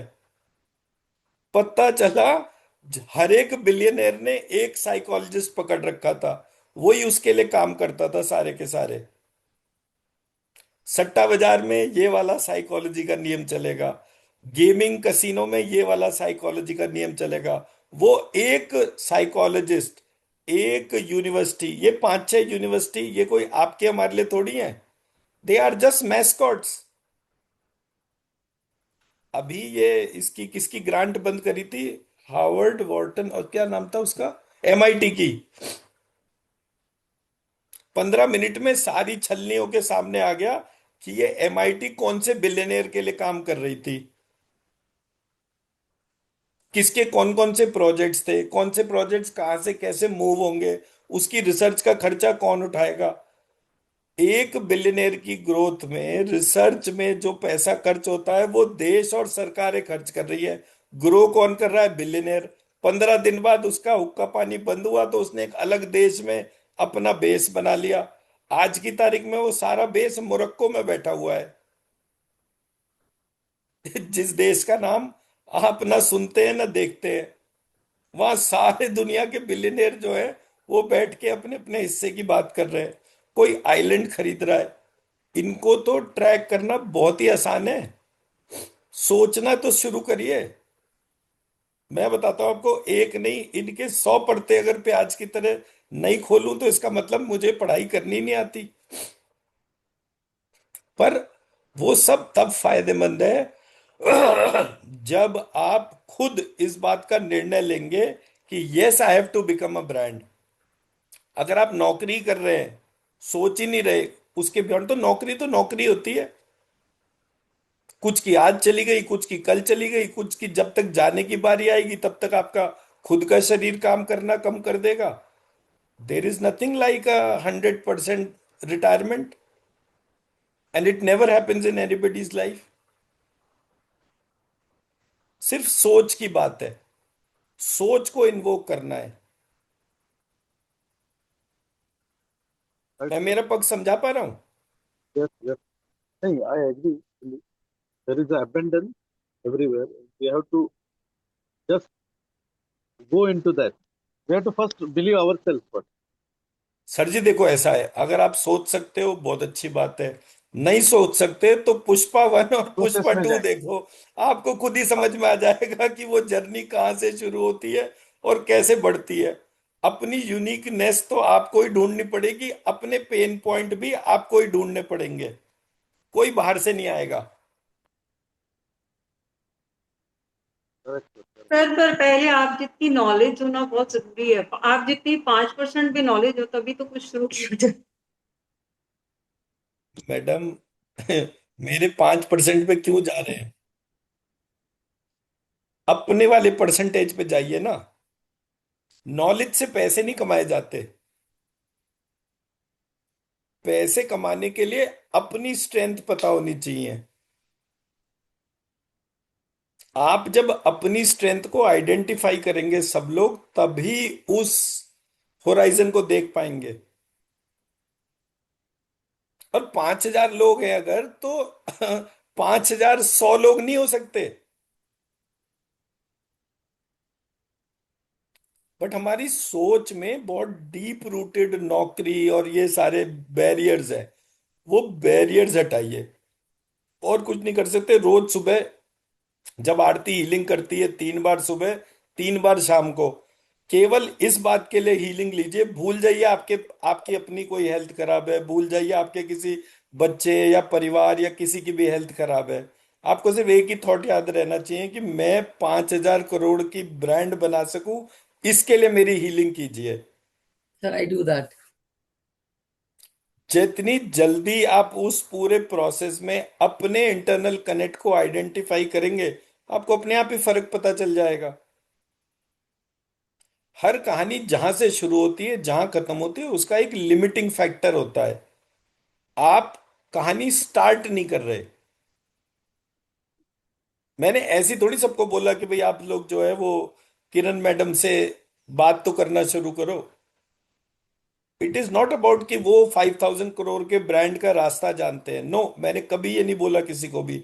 मैंने बोला आप पहले अपने विजन, मिशन, गोल, ऑब्जेक्टिव, इसके ऊपर बात करना शुरू करो।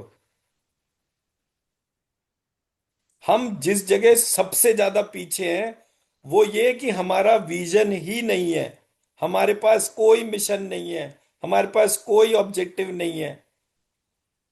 सर जी बताइए। सर आपने अभी कहा कि आपको बिजनेस बहुत अच्छे से समझ में आता है, तो नहीं, आप मैंने एक बिजनेस नहीं, मैंने कहा मुझे धंधा पानी बहुत जल्दी समझ में आता है। नहीं, आप मेरे को हमारा एक सेशन लीजिए ना एंटरप्रेन्योरशिप के ऊपर। मैडम एक्चुअली हैंड होल्डिंग कभी रिजल्ट नहीं देगी किसी को भी। मैं ले लूंगा, जस्ट मुझे लाइक कोई दिक्कत नहीं है। एक एक मेरे नॉर्मल को सा लेने सेशन। में, मतलब किसी के साथ भी कोई भी सेशन करने में कभी भी दिक्कत नहीं होती। In fact I love to do this part. But मैं ये कह रहा हूं, ये हैंड होल्डिंग, मतलब इसको आप ऐसे मानकर चलो, मैं कपिल शर्मा का ना एक इंटरव्यू देख रहा था। वो इंटरव्यू ऋषि कपूर का था। तो ऋषि कपूर ने बोला कि बोले जी, मेरा करियर जब स्टार्ट हुआ था तभी अमिताभ बच्चन का करियर स्टार्ट हुआ था। उसकी जंजीर हिट हुई थी और मेरी बॉबी हिट हुई थी। उसकी लगातार back to back picture hit होती चली गई, मेरी नहीं हुई। I was from a very reputed family who was known for only producing film actors. पूरी फिल्म इंडस्ट्री हमारे घर खानदान से शुरू होती थी। लेकिन सब लोग मेरे को पूरी जिंदगी एक ही बात पे ताना मारते थे, सीख जरा इस अमिताभ से, ये कल का आया हुआ लड़का जो है तुम उसके आसपास भी नहीं खड़े हो सकते।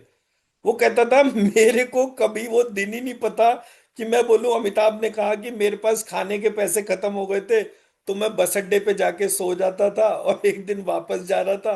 बोले मुझे मेरी लाइफ में वो वाला पॉइंट आया ही नहीं।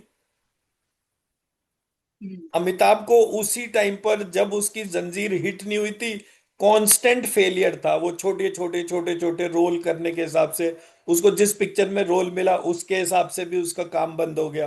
वो पिक्चर ही नहीं चली या खुली, कुछ इस तरीके का था। वो कह रहा हर व्यक्ति की जर्नी डिफरेंट है। आप भरे पेट से सोच रहे हो, एक व्यक्ति भूखे पेट से सोचता है। बट वो भरा पेट और भूखा पेट जो है ना, it is just a momentary point. Point of start का भले ही फर्क होता है, पर आप सब अपने लाइफ में जब उस पॉइंट को सोचोगे, ये मेरा ट्रिगरिंग फैक्टर है। अभी थॉट सेल्फिश है, मैं और बस मैं के बियॉन्ड नहीं जा रहे आप लोग। बस मेरी ये बीमारी ठीक हो जाए, मेरी ये प्रॉब्लम रिजॉल्व हो जाए, मेरा ये हो जाए, मेरा मतलब वो मैं हटानी है। जैसे ही वो मैं आप सबके अंदर से हटेगी, इंस्टेंट कहानी का सॉल्यूशन आ जाएगा।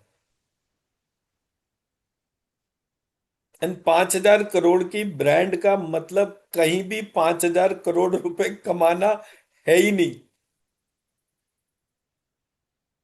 मैं किसी को भी नहीं कह रहा कि आप 5,000 करोड़ रुपए कमाओ। मैं कह रहा हूं 5,000 करोड़ की ब्रांड बनो।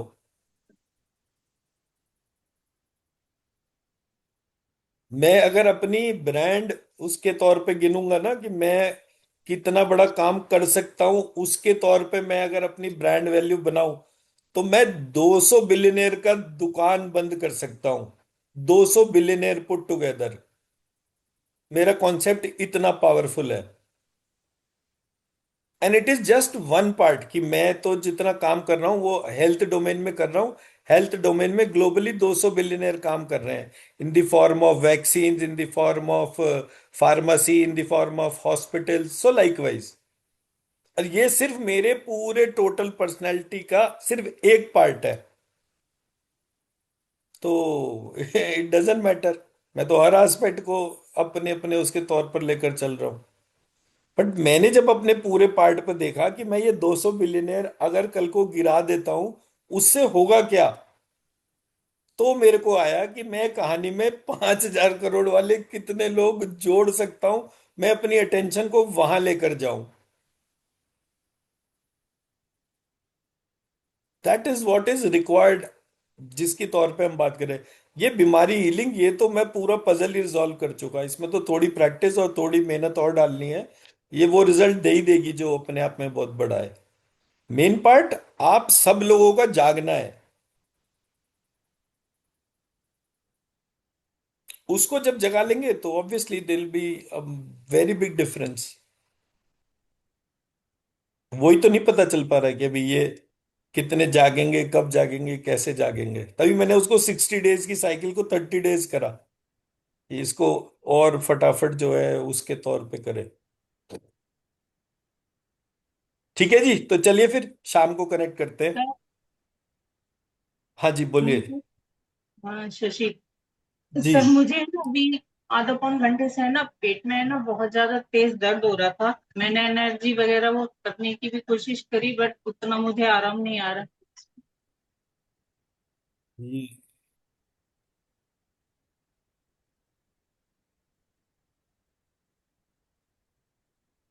ये हाथ लीजिए ना,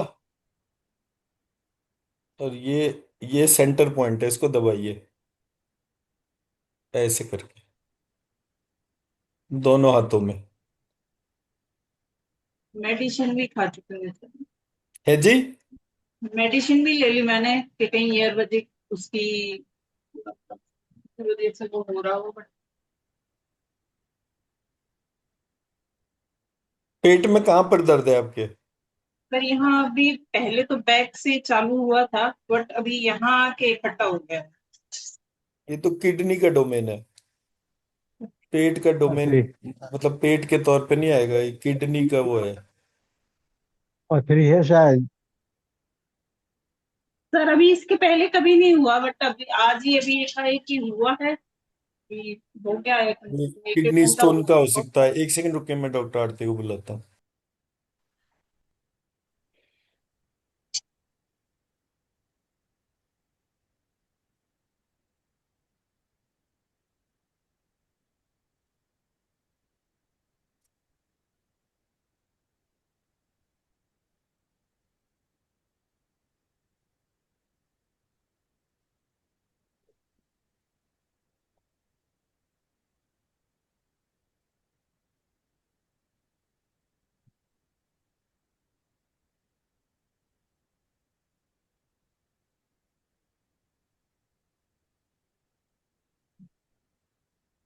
किरण मैम, आप दोबारा कब शुरू करेंगे? हाँ, मैं आज से शुरू कर सकती हूँ।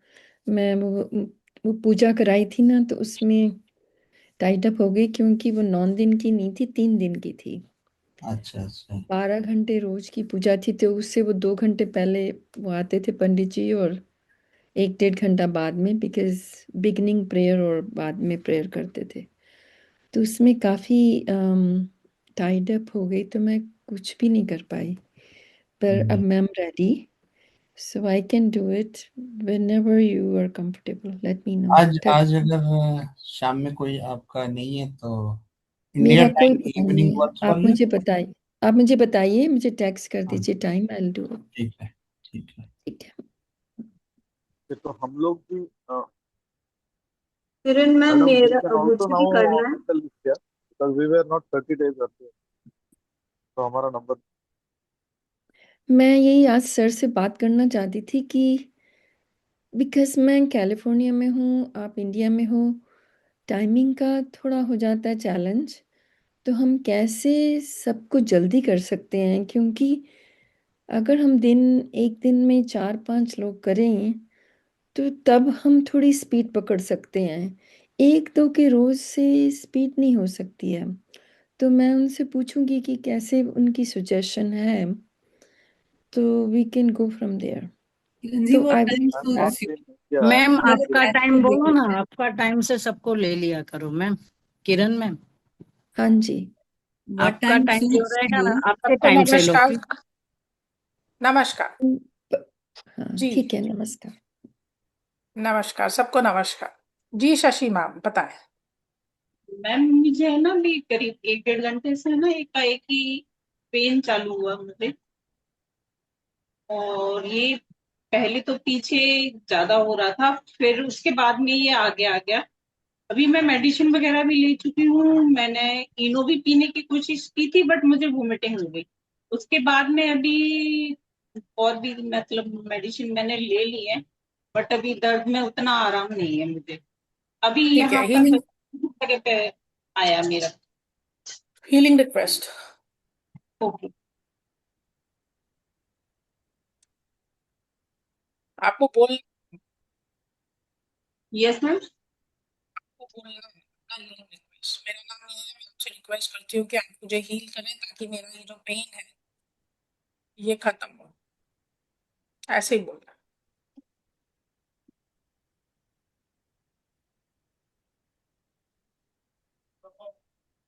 मैम, आपकी आवाज नहीं आई बीच में।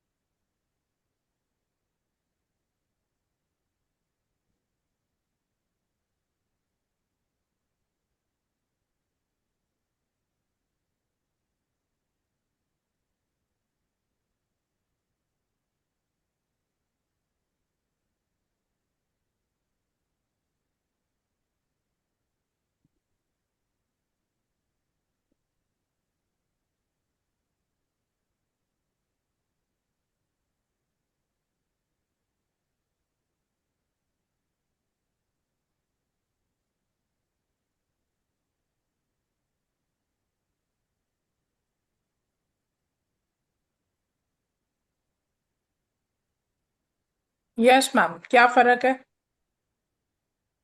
मैम अभी इतना नहीं है मुझे। हाँ जी। मैं अभी वहां जलन टाइप की महसूस हो रही है। नहीं, पेन में कितना फर्क है? वो तो कम हुआ है, कितना कम हुआ है?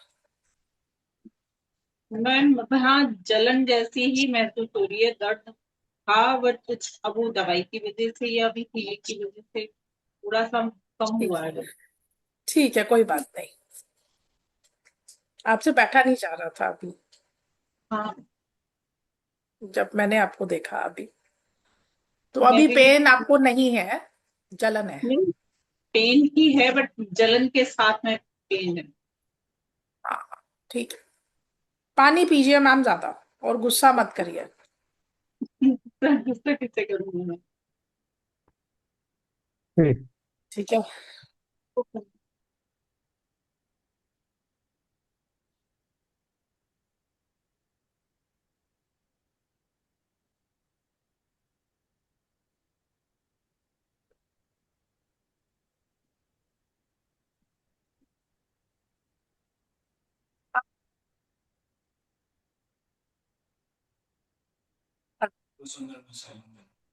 मैम आप कहाँ रहते हैं?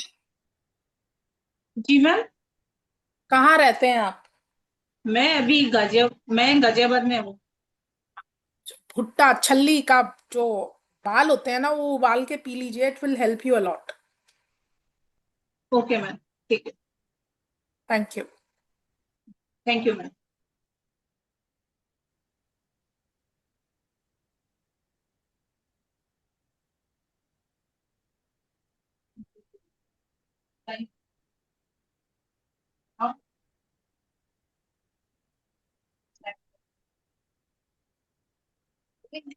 हम्म,